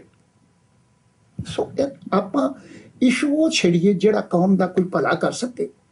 ਇਹ ਤਾਂ ਸਿਆਸੀ ਲੋਕਾਂ ਦਾ ਤੇ ਕਬਜ਼ੇ ਵਾਲੇ ਲੋਕਾਂ ਦੇ ਬਣਾਏ ਹੋਏ ਸਟੰਡ ਤੇ ਸ਼ਰਮਪਰ ਨੇ। ਮੈਂ ਪਹਿਲੇ ਦਿਨ ਤੋਂ ਤੁਹਾਡੇ ਉਸ ਇਸ਼ੂ ਦੇ ਵਕਤ ਹੀ ਕਹਿ ਦਿੱਤਾ ਸੀ ਕਿ ਮੈਂ ਇਸ ਇਸ਼ੂ ਨਾਲ ਸ਼ਾਮਲ ਨਹੀਂ, ਸੰਬੰਧਿਤ ਨਹੀਂ। ਇੱਕ ਚੀਜ਼। ਦੂਜਾ ਰਹਿ ਗਿਆ ਉਹੋ ਹੀ ਲਫ਼ਜ਼, ਉਹਨਾਂ ਨੂੰ ਜੇ ਮਿਲੇ ਨੇ ਤਾਂ ਇਹ ਗੱਲ ਕਹੀਏ ਵੀ ਅਕਾਲ ਤਖਤ ਤੋਂ ਮੁਨਕਰ ਨਹੀਂ ਹੋਣਾ। ਅਕਾਲ ਤਖਤ ਤੋਂ ਮੁਨਕਰ, ਉਹਨਾਂ ਨਾਲ ਵੀ ਕਹਿੰਦਾ ਰਿਹਾ, ਉਦੋਂ ਵੀ ਕਹਿੰਦਾ ਰਿਹਾ ਵੀ ਤੁਸੀਂ ਇਹ ਨਾ ਆਖੋ ਵੀ ਅਸੀਂ ਅਕਾਲ ਤਖਤ ਨੂੰ ਨਹੀਂ ਮੰਨਦੇ। ਮੈਂ ਵੀ ਇਹ ਨਹੀਂ ਆਖਿਆ, ਮੈਨੂੰ ਬਲਕਿ ਰੋਕਣ ਵਾਲੇ ਰੋਕਦੇ ਰਹੇ ਕਿ ਤੁਸੀਂ ਅਕਾਲ ਤਖਤ ਤੇ ਨਾ ਜਾਓ। ਮੈਂ ਕਿਹਾ ਮੈਂ ਜ਼ਰੂਰ ਜਾਵਾਂਗਾ। ਮੈਂ ਅਕਾਲ ਤਖਤ ਤੇ ਗਿਆ। ਤੁਸੀਂ ਸਾਰਿਆਂ ਨੇ ਉਹ ਫੋਟੋਆਂ ਵੀ ਵੇਖੀਆਂ, ਉਹ ਵੀਡੀਓ ਵੀ ਵੇਖੀਆਂ। ਮੈਂ ਇਹਨਾਂ ਦੇ ਕਮਰੇ ਵਿੱਚ ਨਹੀਂ ਗਿਆ। ਮੈਂ ਜਥੇਦਾਰ ਨੂੰ ਅਕਾਲ ਤਖਤ ਨਹੀਂ ਮੰਨਦਾ। ਆਹ ਫਰਕ ਹੈ, ਆਹ ਭੁਲੇਖਾ ਹੈ ਕੌਮ ਵਿੱਚ।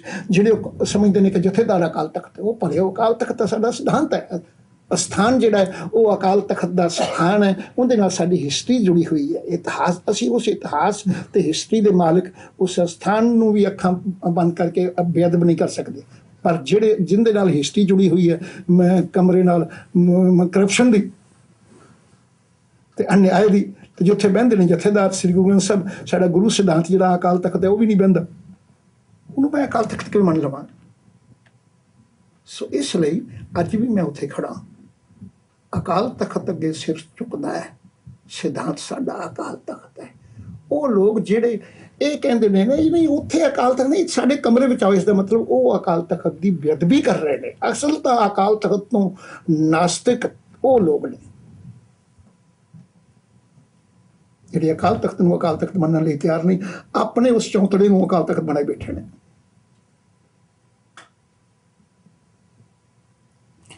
ਸਿੰਘ ਸਾਹਿਬ, ਅਖੀਰ ਦੇ ਵਿੱਚ ਕਿਉਂਕਿ ਜਿੱਥੇ ਦਰਬਾਰ ਸਾਹਿਬ ਤੁਸੀਂ ਅਕਾਲ ਤਖਤ ਦੀ ਸੇਵਾ ਕੀਤੀ, ਕੈਨੇਡਾ ਦੇ ਵਿੱਚ ਬਹੁਤ ਸਾਰੇ ਬੱਚੇ, ਬਜ਼ੁਰਗ, ਬੀਬੀਆਂ, ਹਰੇਕ ਦਾ ਇਹ ਯਤਨ ਹੁੰਦਾ ਕਿ ਉਸ ਇਤਿਹਾਸਿਕ ਸਥਾਨ ਤੇ ਜ਼ਰੂਰ ਜਾਈਏ, ਪਰ ਆਮ ਕਰਕੇ ਸਵਾਲ ਉੱਠਦਾ ਹੈ ਕਿ ਬੀਬੀਆਂ ਦੇ ਕੀਰਤਨ ਅਕਾਲ ਤਖਤ, ਖਾਸ ਤੌਰ ਤੇ ਦਰਬਾਰ ਸਾਹਿਬ ਦੇ ਅੰਦਰ ਕੀਤੇ ਜਾਣ ਦੇ ਸਬੰਧ ਦੇ ਵਿੱਚ ਵੀ ਪੰਥਕ ਤੌਰ ਤੇ ਇਹ ਅਸਹਿਮਤੀ ਜਾਂ ਸਹਿਮਤੀ ਦਾ ਮੁੱਦਾ ਬੜਾ ਉਭਰਿਆ, ਤੇ ਕੀ ਉੱਥੇ ਵੀ ਸਿੰਘਾਂ ਦੀ ਤਰ੍ਹਾਂ ਬੀਬੀਆਂ ਨੂੰ ਕੀਰਤਨ ਕਰਨ ਦੀ ਇਜਾਜ਼ਤ ਹੋਣੀ ਚਾਹੀਦੀ ਹੈ? ਬਿਲਕੁਲ ਹੋਣੀ ਚਾਹੀਦੀ ਹੈ, ਔਰ ਗੁਰਬਾਣੀ ਗੁਰਮਤ ਅਨੁਸਾਰ ਕੋਈ ਮਨਾ ਹੀ ਨਹੀਂ। ਇਹ ਵੀ ਸਾਰਾ ਕੁਝ ਸਾਨੂੰ ਦੇਣ ਹੈ ਤਾਂ ਉਸੇ ਬਚਿੱਤਰ ਨਾਟਕ ਦੀ ਹੈ ਜਿਹੜਾ ਸ੍ਰੀ ਗੁਰੂ ਗ੍ਰੰਥ ਸਾਹਿਬ ਵਾਂਗੂ ਇੱਕ ਬਰਾਬਰਤਾ ਨਹੀਂ ਦਿੰਦਾ। ਸ੍ਰੀ ਗੁਰੂ ਗ੍ਰੰਥ ਸਾਹਿਬ ਬੱਚੀ ਤੇ ਬੱਚੇ ਨੂੰ ਬਰਾਬਰਤਾ ਦਿੰਦੇ ਨੇ। ਜੇ ਸਾਡੇ ਬਾਕੀ ਸਥਾਨਾਂ ਤੇ ਕੀਰਤਨ ਬੱਚੀਆਂ ਆ ਕੇ ਬੀਬੀਆਂ ਕਰ ਸਕਦੀਆਂ ਨੇ ਤਾਂ ਉੱਥੇ ਕਿਉਂ ਨਹੀਂ ਕਰ ਸਕਦੀਆਂ? ਇਹ ਸਾਡੀਆਂ ਆਪਣੀਆਂ ਕਮੀਆਂ ਤੇ ਕਮਜ਼ੋਰੀਆਂ ਨੇ। ਇਹਦੇ ਪਿੱਛੇ ਵੀ ਮੇਰਾ ਕੀਤਾ ਹੋਇਆ ਸੰਘਰਸ਼ ਦਾ ਬਹੁਤ ਸਾਰਾ ਵੱਡਾ ਇੱਕ ਸਮੂਹ ਹੈ ਜਿਹੜਾ ਮੈਂ ਤੁਹਾਡੇ ਨਾਲ ਸਾਂਝਾ ਕਰਾਂ, ਲੇਕਿਨ ਸਮੇਂ ਦੀ ਕਿਉਂਕਿ ਮੇਰੀਆਂ ਨਾਲ ਟਕਰਾਓ ਇਸ ਵਿਸ਼ੇ ਤੇ ਵੀ ਹੋਇਆ ਹੈ। ਔਰ ਇਹੋ ਜਿਹੇ ਲੋਕਾਂ ਨੇ ਉਹ ਲਫ਼ਜ਼ ਮੂੰਹ ਕੱਢੇ ਜਿਹੜੇ ਮੈਂ ਅੱਜ ਫਿਰ ਸਾਂਝ ਕਰਨਾ ਹੋਵੇ। ਇੰਨੇ ਗਿਰੇ ਹੋਏ ਲੋਕ ਵੀ ਉੱਥੇ ਬੈਠੇ ਨੇ। ਮੈਨੂੰ ਅਚਾਨਕ ਫੋਨ ਆਉਂਦਾ ਹੈ ਉੱਥੋਂ ਦੇ ਇੱਕ ਗ੍ਰੰਥੀ ਦਾ, ਮੈਂ ਨਾਮ ਨਹੀਂ ਲੈਣਾ ਚਾਹੁੰਦਾ, ਲੋੜ ਪਈ ਤੇ ਸਾਹਮਣੇ ਕਰ ਲਈ ਤਿਆਰ। ਸਿੰਘ ਸਾਹਿਬ ਤੁਸੀਂ ਬੀਬੀਆਂ ਦੇ ਹੱਕ 'ਚ ਬੋਲਿਓ, ਕੀਰਤਨ ਦੇ ਹੱਕ ਵਿੱਚ, ਇਹ ਕੰਮ ਨਾ ਕਰਿਓ, ਬੜਾ ਵੱਡਾ ਪਾਪ ਹੈ। ਮੈਂ ਬੜਾ ਹੈਰਾਨ, ਮੈਂ ਕਿਹਾ ਪਾਪ ਕਿਹੜੀ ਗੱਲ ਦਾ ਦੱਸ?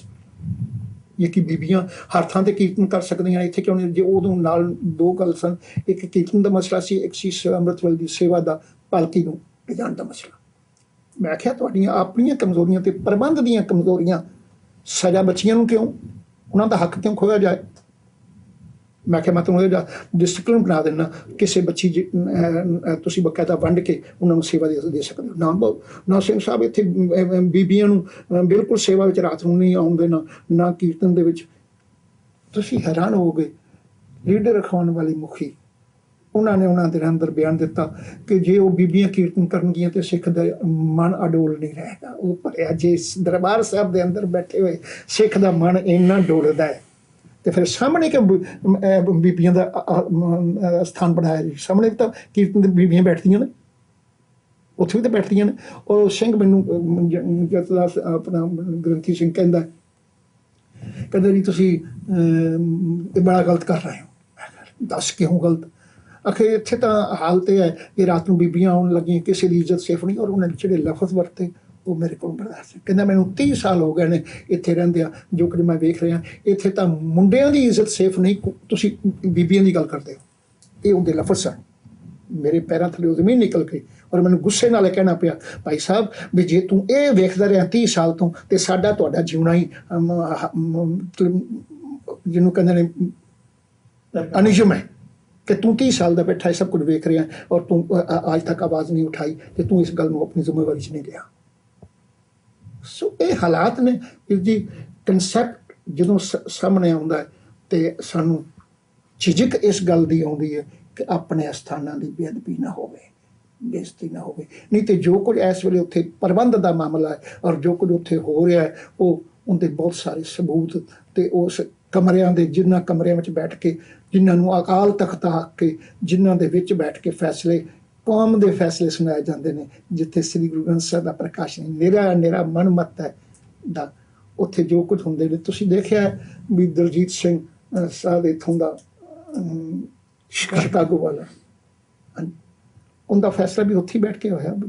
ਕਲੀਨ ਚਿੱਟ ਮਿਲੀ ਵੀ ਠੀਕ ਹੈ, ਹੁਣ ਅੱਜ ਤੱਕ ਸੰਤ ਹੈ। ਧਨਵੰਤ ਸਿੰਘ ਦਾ ਫੈਸਲਾ ਵੀ ਉੱਥੇ ਬੈਠ ਕੇ ਹੋਇਆ, ਸੰਤ ਹੈ। ਮੈਂ ਇਹੋ ਜਿਹੀ ਚਾਹ ਦੀ ਇੱਛਾ ਨਹੀਂ ਰੱਖਦਾ ਜਿਹੜੇ ਉੱਥੋਂ ਦੀ ਚਾਹ ਦੇ ਮੁਹਤਾਜ ਹੋਣ। ਪਰ ਗੱਲ ਤਾਂ ਇਹ ਤਾਂ ਹੈ ਨਾ ਪ੍ਰੋਫੈਸਰ ਸਾਹਿਬ, ਬਹੁਤ ਬੰਦੇ ਜਿਹੜੇ ਸਾਰੇ ਪਾਸੇ ਤੁਹਾਨੂੰ ਸਤਿਕਾਰ ਦੇ ਵੀ ਆ, ਪਿਆਰ ਦੇ ਵੀ ਆ, ਤੇ ਉਹ ਅਦਬ ਵੀ ਪੂਰਾ ਦਿੰਦੇ ਆ, ਪਰ ਇੱਕ ਇਹ ਆ ਜਾਂਦਾ ਵੀ ਜਿਹੜਾ ਜਿਵੇਂ ਤੁਸੀਂ ਆਖਿਆ ਵੀ ਅਕਾਲ ਤਖਤ ਜਥੇਦਾਰ ਦਾ ਥੋੜਾ ਕਹਿੰਦੇ ਆ, ਉਹ ਕਹਿੰਦੇ ਅਕਾਲ ਤਖਤ ਲਓ ਜੀ ਪ੍ਰੋਫੈਸਰ ਸਾਹਿਬ ਦਾ ਅਕਾਲ ਤਖਤ ਛੇਕ ਤੇ ਬਸ। ਉਹ ਜਿਹੜਾ ਉਸ ਪੱਧਰ ਦਾ ਉਹ ਤਾਂ ਸਮਝ ਜਾਂਦਾ, ਉਹ ਵਿਚਾਰੇ ਜਿਹੜੇ ਆਮ ਸਧਾਰਨ ਜਨ ਬੜਾ ਚੜ੍ਹਦੀ ਕਲਾ ਚ ਸੰਤੁਸ਼ਟ ਹਾਂ। ਅਕਾਲ ਤਖਤ ਮੇਰਾ ਹੈ, ਮੈਂ ਅਕਾਲ ਤਖਤ ਦਾ। ਤੇ ਇਹ ਜਿਹੜੇ ਲੋਕ ਨੇ ਨਾ ਅਕਾਲ ਤਖਤ ਨੇ, ਅਕਾਲ ਤਖਤ ਦੇ ਦੁਸ਼ਮਣ ਨੇ ਜਿਹੜੇ ਗੁਰੂ ਕੀ ਬੇਅਦਬੀ ਕਰ ਰਹੇ ਨੇ, ਆਪਣੇ ਕਮਰੇ ਬਣਾ ਕੇ ਆਪਣੀ ਮਰਜ਼ੀ ਤੇ ਹੁਕਮਨਾਮਾ ਜਾਰੀ ਕਰਕੇ। ਜੇ ਇਹਨਾਂ ਕੋਲ ਆਪਣੀ ਸੱਚਾਈ ਦਾ ਕੋਈ ਸਬੂਤ ਹੈ ਤੇ ਮੇਰੇ ਲਈ ਚੈਲੰਜ ਹੈ, ਆਓ ਇਕੱਠੇ ਹੋ ਕੇ ਸਾਹਮਣੇ ਸੰਗ ਪ੍ਰਸੰਗਤ ਪਬਲਿਕ ਵਿੱਚ, ਮੈਂ ਅੰਦਰ ਬੈਠ ਕੇ ਫੈਸਲੇ ਕਰਨ ਵਾਲਾ ਨਹੀਂ, ਇਸੇ ਗੱਲ ਤੋਂ ਪੈਦੇ ਨੇ। ਜੇ ਉਸ ਦਿਨ ਵੀ ਅਕਾਲ ਤਖਤ ਤੇ ਨਹੀਂ ਆਏ ਤਾਂ ਉਹਦਾ ਕਰ ਰਹੀ ਸੀ। ਮੈਂ ਇਹਨਾਂ ਨੂੰ ਆਖਿਆ ਸੀ, ਮੈਂ ਆਖਿਆ ਆਓ ਅਕਾਲ ਤਖਤ ਤੇ ਮੈਂ ਹਾਜ਼ਰ ਹੋ ਰਿਹਾ, ਜੋ ਤੁਹਾਡਾ ਸਵਾਲ ਹੈ ਕਰੋ, ਮੈਂ ਜਵਾਬ ਦੇਵਾਂਗਾ। ਜੋ ਮੈਂ ਸਵਾਲ ਕਰਾਂਗਾ ਤੁਸੀਂ ਜਵਾਬ ਦਿਓਗੇ। ਇਹਨੂੰ ਪਤਾ ਸੀ ਜਵਾਬ ਦੇਣੇ ਔਖੇ ਨੇ, ਇਹਨਾਂ ਉਹਨਾਂ ਹੀ ਨਹੀਂ ਪਸੰਦ ਕੀਤਾ।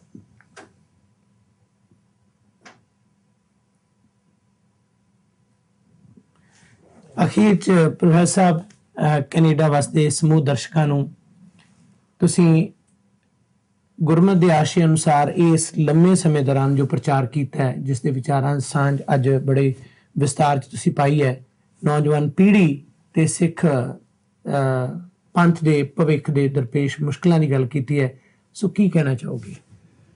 ਬਸ ਜੀ, ਮੈਂ ਤਾਂ ਇਹ ਮਹਿਸੂਸ ਕਰਦਾ ਵੀ ਗੁਰਬਾਣੀ ਗੁਰਮਤਿ ਨਾਲੋਂ ਟੁੱਟ ਕੇ ਕੇਵਲ ਸੁਣੀ ਸੁਣਾਈ ਜਾਂ ਸਿਆਸੀ ਬਣਾਏ ਹੋਏ ਹਰਬਿਆਂ ਦੇ ਖੇਤਰ ਵਿੱਚ ਪ੍ਰਭਾਵਿਤ ਹੋ ਕੇ ਅਸੀਂ ਆਪਣਾ ਬਹੁਤ ਕੁਝ ਗਵਾ ਲਿਆ, ਬਹੁਤ ਕੁਝ ਗਵਾ ਲਿਆ।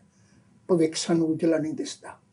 ਇਸ ਲਈ ਜੇ ਤੁਹਾਨੂੰ ਆਪਣੇ ਤੇ ਆਪਣੇ ਬੱਚਿਆਂ ਦੇ ਕੌਮੀ ਭਵਿੱਖ ਲਈ ਕੋਈ ਥੋੜ੍ਹੀ ਜਿਹੀ ਵੀ ਹਮਦਰਦੀ ਤੇ ਤਰਸ ਹੈ ਤਾਂ ਵਾਪਸ ਆਓ ਤੇ ਸ੍ਰੀ ਗੁਰੂ ਗ੍ਰੰਥ ਸਾਹਿਬ ਦੇ ਚਰਨ ਫੜ ਲਓ। ਇਹ ਜੀ ਸਿਆਸਤ ਤੋਂ ਦੂਰ ਹੋਵੋ, ਜਿਹੜੀ ਸਿਆਸਤ ਤੁਹਾਨੂੰ ਸਤਿਗੁਰੂ ਸ੍ਰੀ ਗੁਰੂ ਗ੍ਰੰਥ ਸਾਹਿਬ ਦੇ ਕਨਸੈਪਟ ਨਾਲੋਂ ਤੋੜ ਕੇ ਕੇਵਲ ਆਪਣੀ ਖੁਦਗਰਜ਼ੀ ਪਾਲਣ ਲਈ ਵਰਤ ਲੈਂਦੀ ਹੈ ਤੇ ਭੁਲੇਖੇ ਪਾਉਂਦੀ ਹੈ, ਭਰਮ ਪੈਦਾ ਕਰਦੀ ਹੈ, ਮਨਮਤ ਪੈਦਾ ਕਰਦੀ ਹੈ। ਉਹਦੇ ਤੋਂ ਬਚਣ ਦੀ ਤੇ ਸ੍ਰੀ ਗੁਰੂ ਗ੍ਰੰਥ ਸਾਹਿਬ ਦੀ ਗੁਰਮਤਿ ਨਾਲ ਜੁੜਨ ਦੀ ਲੋੜ ਹੈ। ਇਸੇ ਵਿੱਚ ਸਾਡਾ ਭਵਿੱਖ ਹੈ।